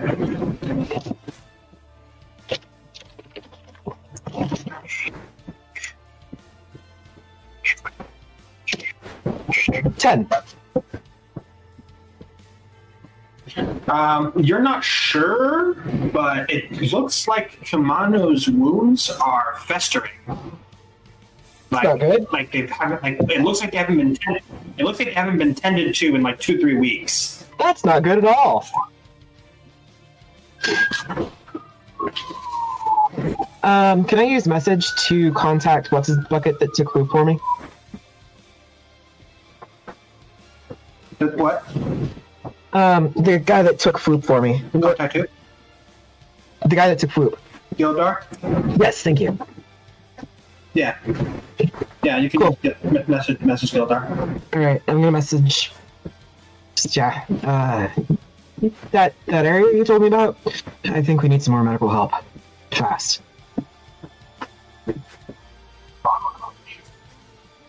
All right, and I'm gonna stand up and just keep the staff aimed at the goblin. Okay. I'll wait for Gildar. Alright, so as Gildar comes bounding in, you hear a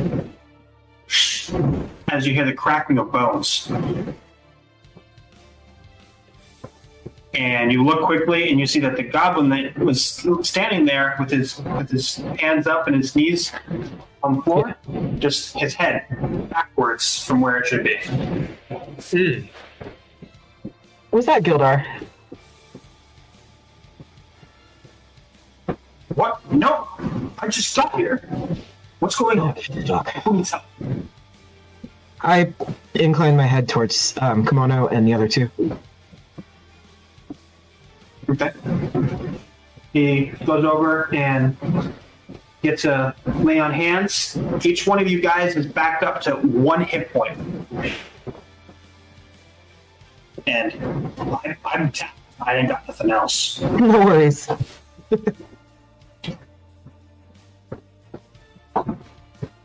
Alright. It's at this point you hear down the hallway you hear. Bullshit. The little wizard one is definitely still alive. Yeah, no, he's very much alive. He just disappeared and ran away. I don't have detect invisible or anything, so I couldn't really do anything. Actually, can I stealth check? As you hear thudding outside. Thud, thud, thud, thud, thud. Fuck. Alright, can I move?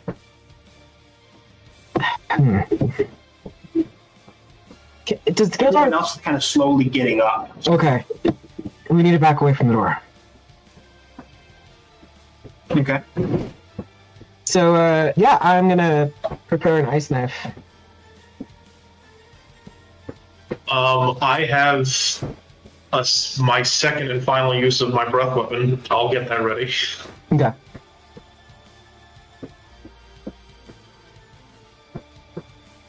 So that's how you do it. Outside in the hallway area where the L turns into the hallway leading out to the cave. Yeah. From that area, you can hear, "Bye. It's been fun. See you around." Son of a bitch.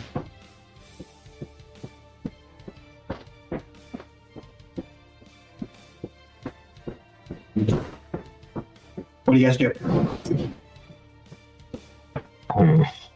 Do we follow him? I mean, if we follow him, we're running straight into a massive den of goblins. Shit. He'll alert them, and we're dead.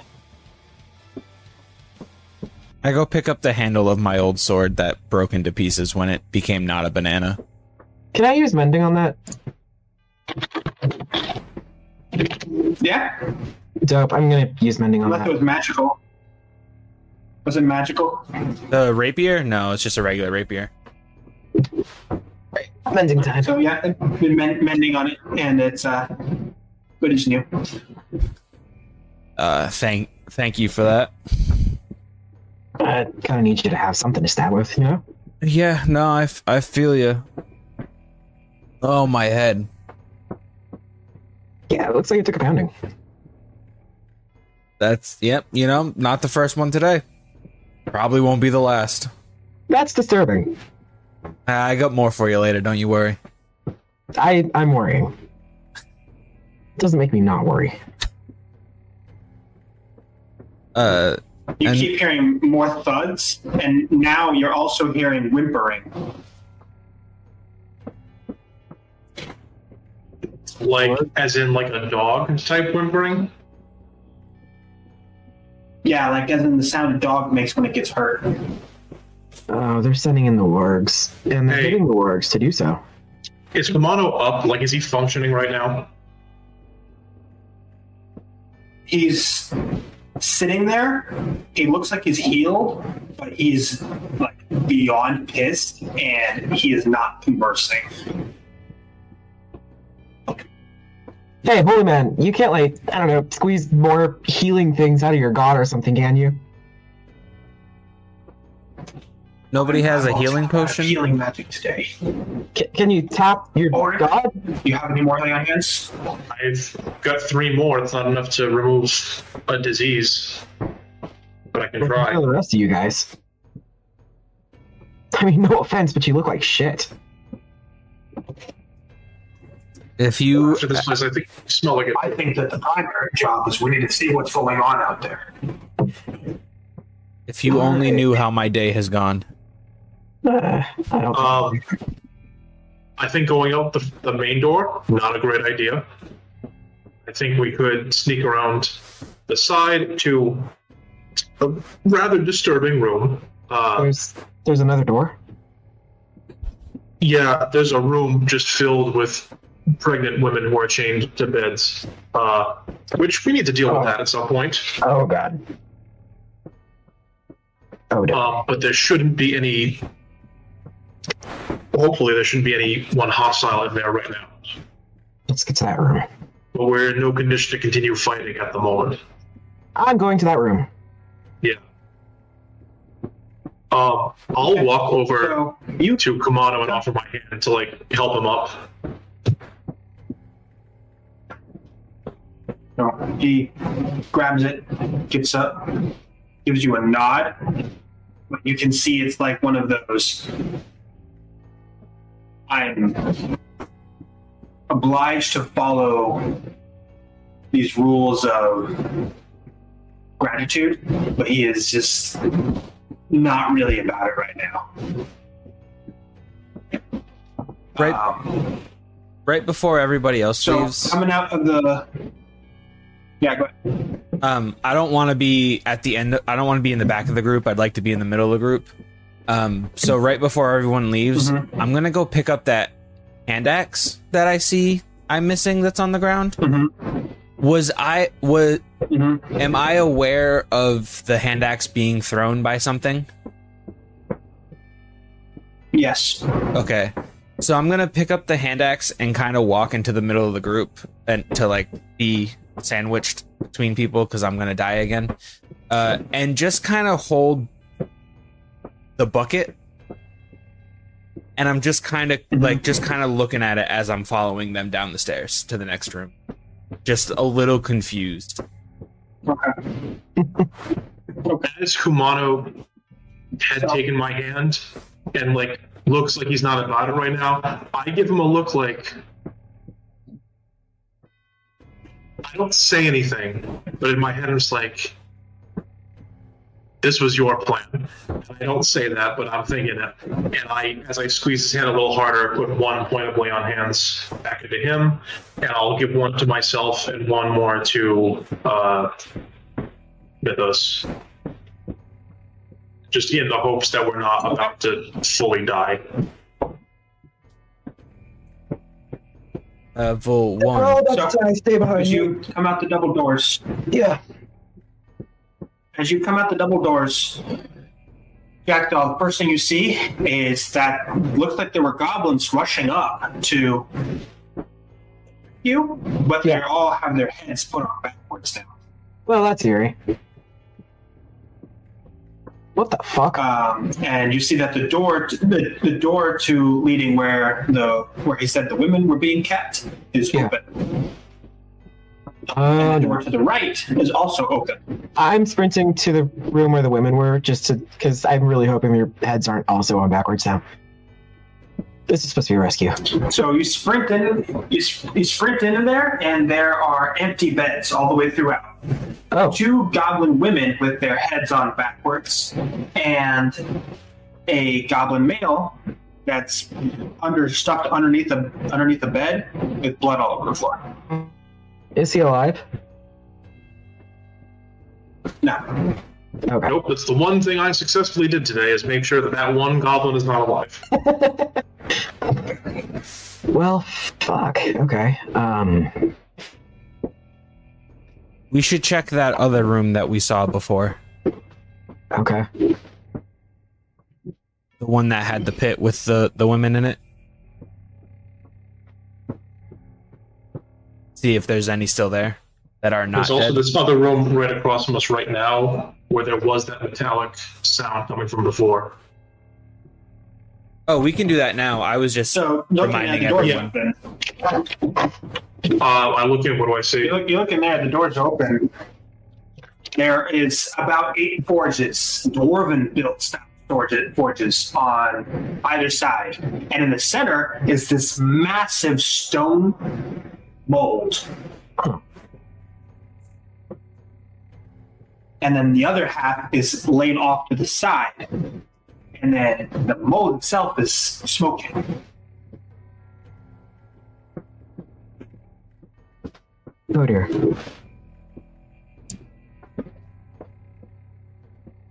But nothing else of note in the room. Nope.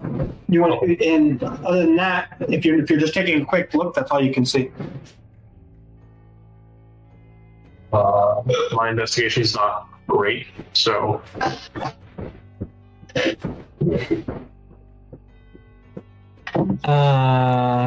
it's smoking. Like something was poured and made and molded in here recently, though.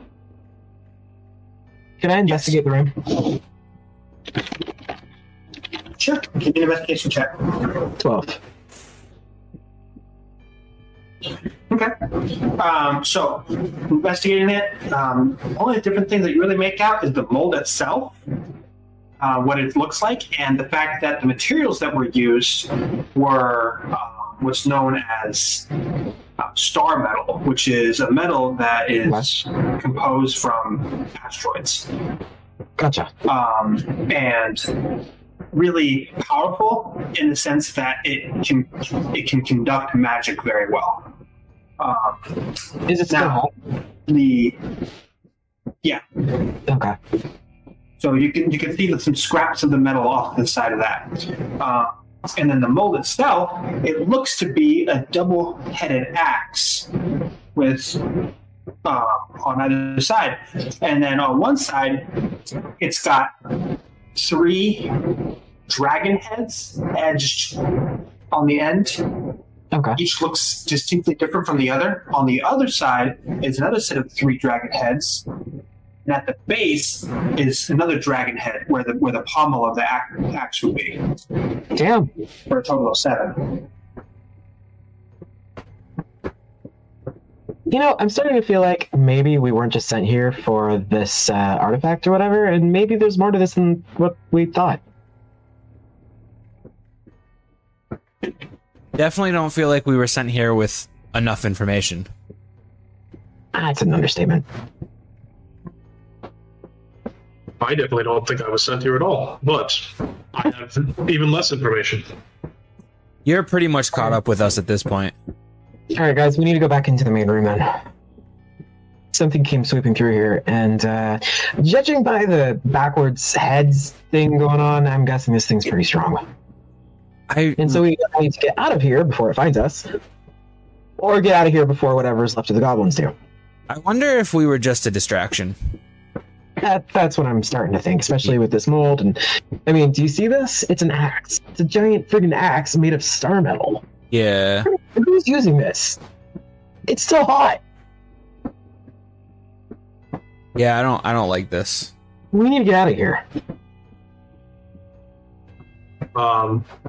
Yeah, so I think we just you guys round the corner to leave, and you see out. You can see out into the cavern area, and there is just goblins all laying down everywhere, heads on backwards. All of them.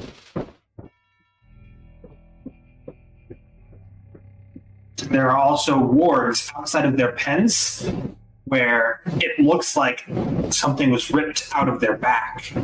Like, it looks like they're from the base of their neck to their tailbone was ripped out.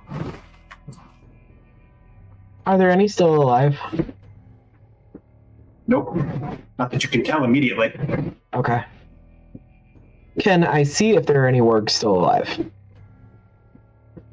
Yeah, give me a perception. How many are in this room dead?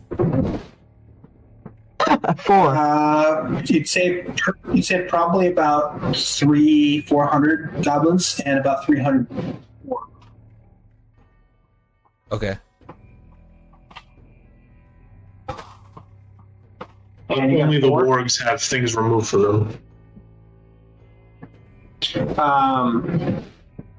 Yeah, this just looks like a freaking bloodbath. Everything is indistinguishable from another. You can hardly make out whose body is who. Okay. Yeah, there's like a very noticeable difference in Mythos's like awareness of what's happening, and he's very, very focused on that bucket that he's holding now, and trying not to look around at the room around him. Remember, he was just a street urchin. This is a lot.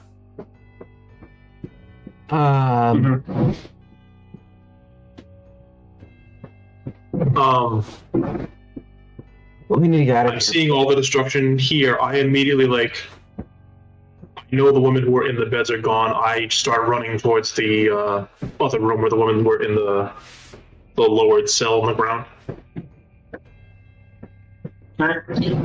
You can see that the metal was pulled up, but it looks like someone stopped, and you can hear the women shuffling around underneath.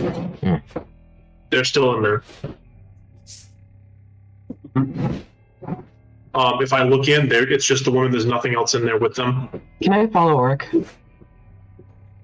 Just the maggots that were crawling all over them as well. Okay. You follow Oric. Okay. Do I see this? Yeah. All right, cool. Is there any metal that's still grounded? Before anything else happens, divine Yes. sense. All right.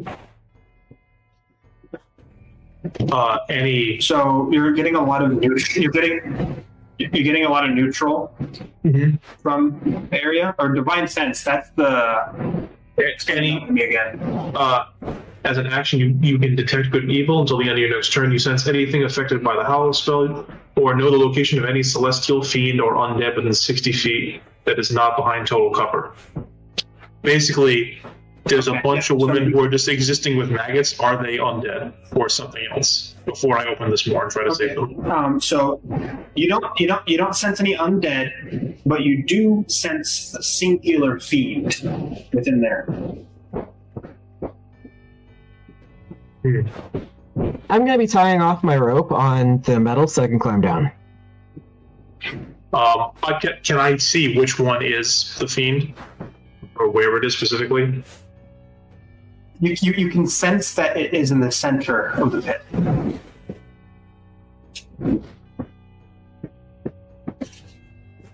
All right. So the metal, it's pulled up, but not all the way.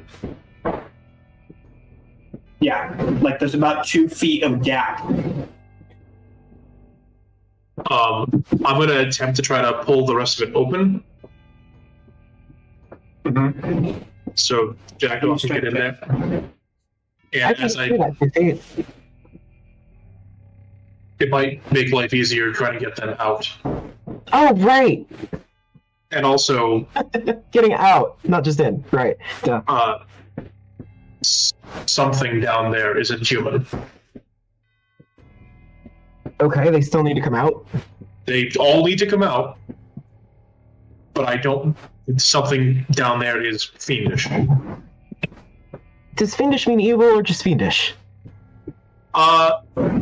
Something stands up at the word fiendish and looks at you and kind of ruffles its black leathery wings and looks up with you with these piercing red eyes.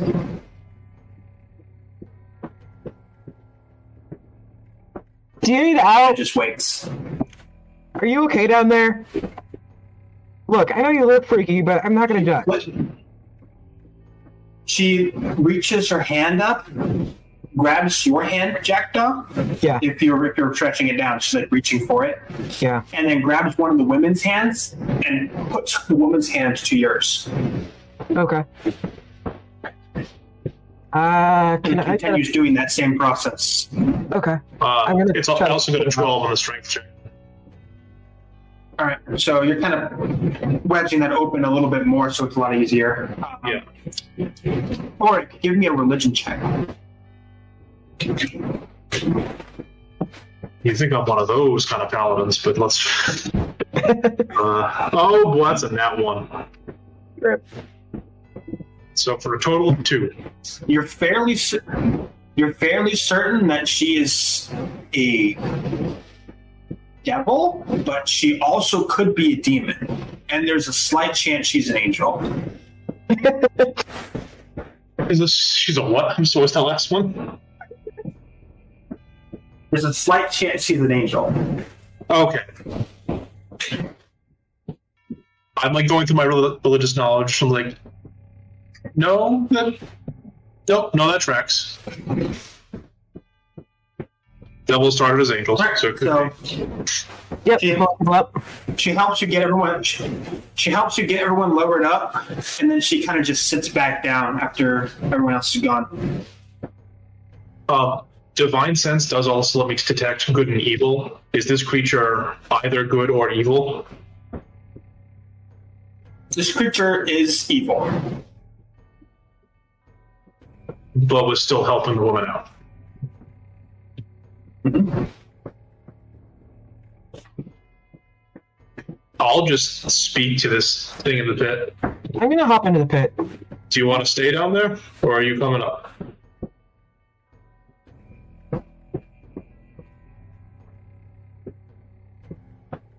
I can't leave.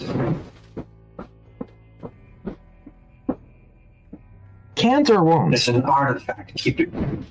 artifact keeping me prisoner here. Oh, what a coincidence! Does something. I think the artifact does one thing, but it really does another, and that's keeping me. Oh, what a coincidence! We are here to try to remove an artifact from this place. If you can remove that artifact, you would be freeing me. Do you have any idea where that artifact is? It's the backbone to the throne in the chief's room. Was the chief's room the room we had to fight in? Are you asking her? I'm asking you, the DM, out of game. You should assume so because there was a throne in there that Okay. Kribik and Kamano were fighting near. Okay. Well, shit. Alright, well, I guess we should investigate that room again. Did Kamano go in that room with them? So Jack, Yeah. Kamano's waiting by the door, watching the left and right. Okay. So Jack, you went down in there, right? Yeah. So she kind of looks at you, and she's got this like this. Supposed to explain it like a ashen color skin, like it's like that rustic looking copperish tone. Okay. And then these black leathery wings, black hair, and these olive green eyes. And she kind of just looks at you, and you see like this. You feel this like pit of despair, like you've failed and let down someone, like everything that you ever wanted to accomplish, that you haven't lived up to everyone's expectations. And she kind of looks at you, unfolds her hand, and there's a maggot crawling into it. And she kind of twinges her fingers, and it turns into a sweet roll. She offers it to you. Do I see this, or is it still just a maggot in her hand? What did she say? You still see that it's a sweet roll. And she says, What did she say? for your kindness. She says, thank you for your kindness. Sure. I'll take the sweet roll, I guess. Yeah. So once we get this artifact, how are you going to get out of here? I can go back home. The artifact's keeping me prisoner in this pit and on this plane. Okay. That's a lot of work for a bunch of goblins. Was it really just them? The ones who got it. I think so. Tell you what, you get me out of here.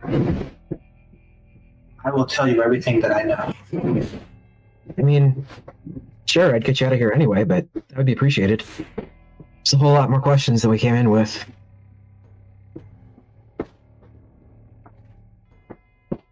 Anyway, it sounds like my friends are. Yeah. I'm sure my father would be willing to help out as well. Mm-hmm. I mean, really, it's okay. We're just bottom of the barrel adventurers. Oh my god, this. Hey, Mythos. Yeah. What kind of tiefling are you? Glacia. Okay, just making sure. I'm gonna start walking back to the throne room. I'm really, this. Mhm. I'm just gonna wait for them to get the artifacts. So yeah, Okay. I'm gonna keep this. All right, so you head back to the throne room, and you see the throne, and at the center of the throne there is this staff that's kind of wedged into the back, and at the top of the staff is a. If you've ever seen what Blood Eagle looks like, do you know what those look like? I don't need to familiar, describe but it yeah. for you, but for They're disgusting. But for our viewers at home, Blood Eagle is when you crack open the ribs on the back and then you pull it out. It's one of those. and No, spread it out I like know what you wings. mean. Yeah. So it looks like a human girl with her back blood eagled out and spread out on top of it. And the whole staff is gold except for the ribs are red. And you see that it's in the back of the. What do you do?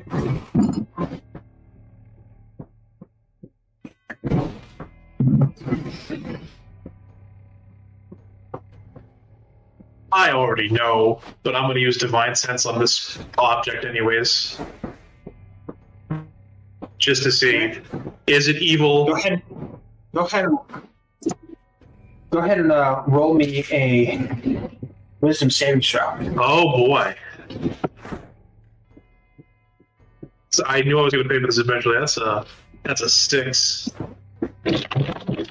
All right, take a singular point of psychic damage as this thing just bombards you with every ounce of evil that you've ever sensed in your life, magnified by 10. Yep. Yep. Okay. All right. And we have to remove this, but I really don't want to touch it.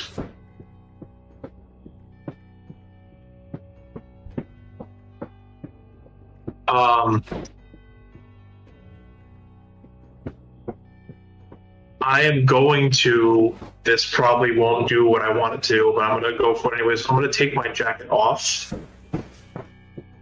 I'm going to try to wrap that around the staff and use that to pull it out without actually touching the staff itself. Okay. So you wrap it around and lift the staff out, and you get this twinge in the back of your head, like something is trying to like really fuck you up, but it's being muffled. But you can definitely still feel it there. It just hurts, but it's not actually damaging, right? Yeah, and it's definitely something that you don't want to sit and be prolonged. Great. But I have the staff. You have the staff, yes. I'm gonna just take it out of the throne room. I'm gonna start walking with it. All right. So you head out into the hallway, and as you're walking over there, and you see everyone talking to the fiendish individual in the pit, you look up and you see on the walls of the cave, written in blood and arranged with the spines of the wargs, So it's got like this blood writing, and then the spines kind of make like a little line on the inside. It's very artistic. Yeah. It says, "Watch your backs."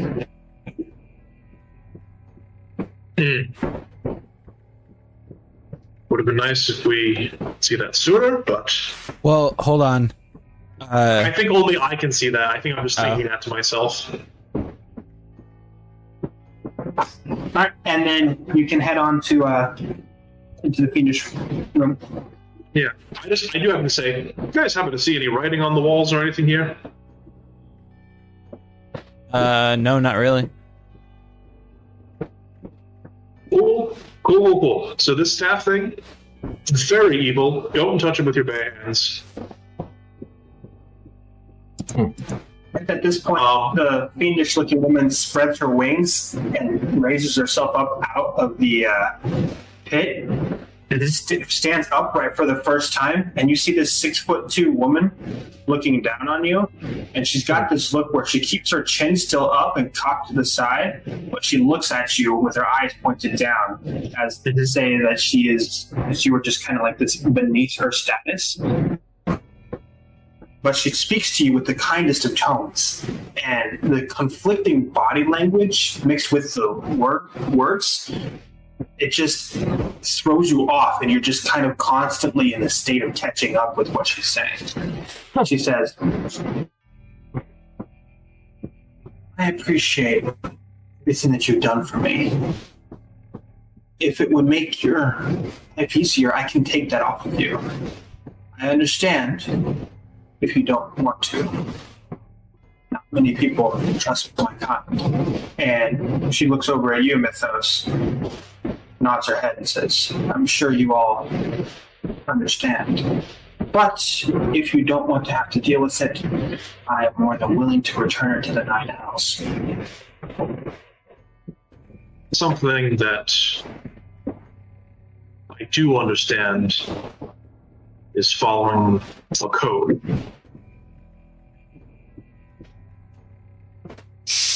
I don't necessarily trust you, but you help people who are in need, and I feel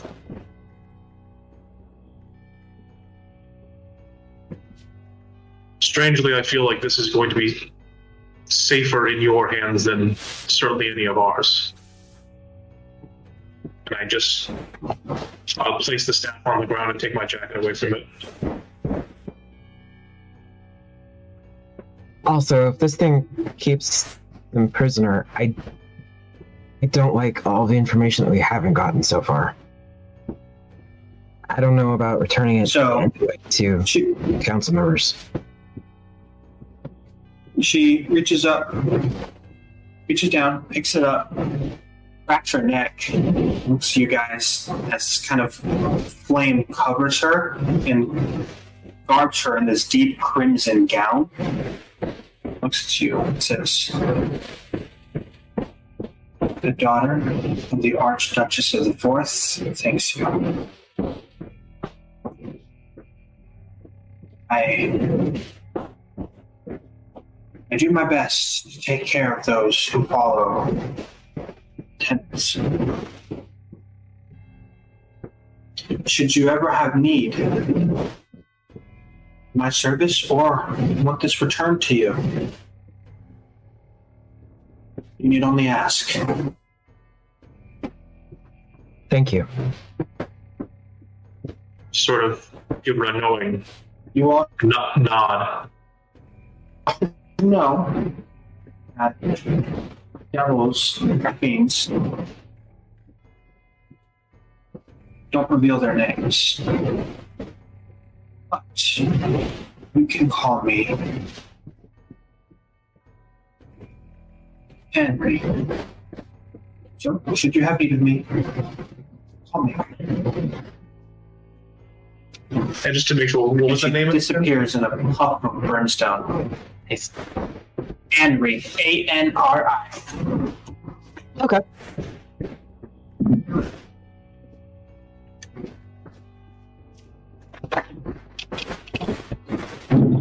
How are we gonna explain this? So, That's true. None of you said anything. I just gave the thing away. Hey, I supported it, honestly.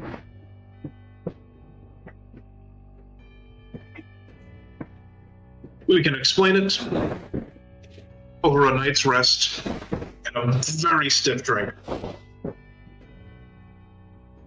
Still have That is to. my suggestion for the moment. You still have to get out of here. Yeah. And I assume all the other goblins are dead. So let us away. Yeah, also, we never figured out what snapped all our necks. Or ripped the spines out of the wargs, or did other unspeakly things.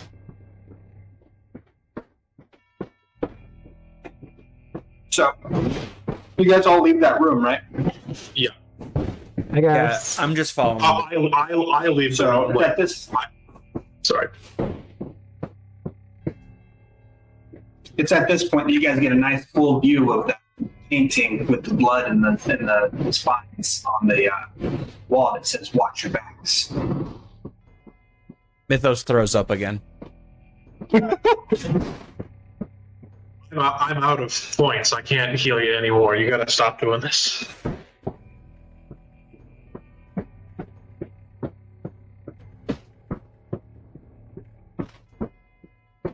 I think to myself, I get sick needing family too.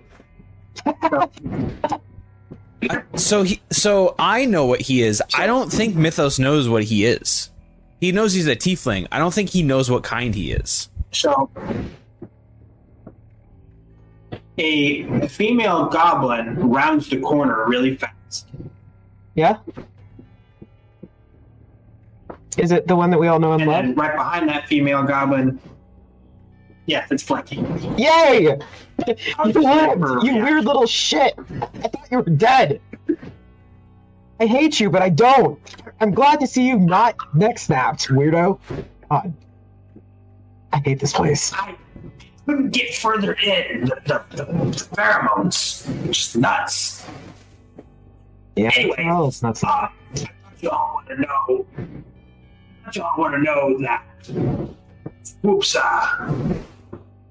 doing a lot better. Atlas came and scooped her up and brought her to medicine. What do you call it? The clerics? I don't know. To I don't know. Feel better. Magic Man? I don't know. And she said that she would give us a night to figure out our excuse, whatever that means, and then pick us up in the morning. Wow, she's really...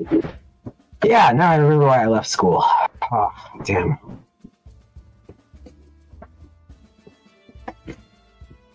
Yeah, we're getting enough on this assignment. Shit.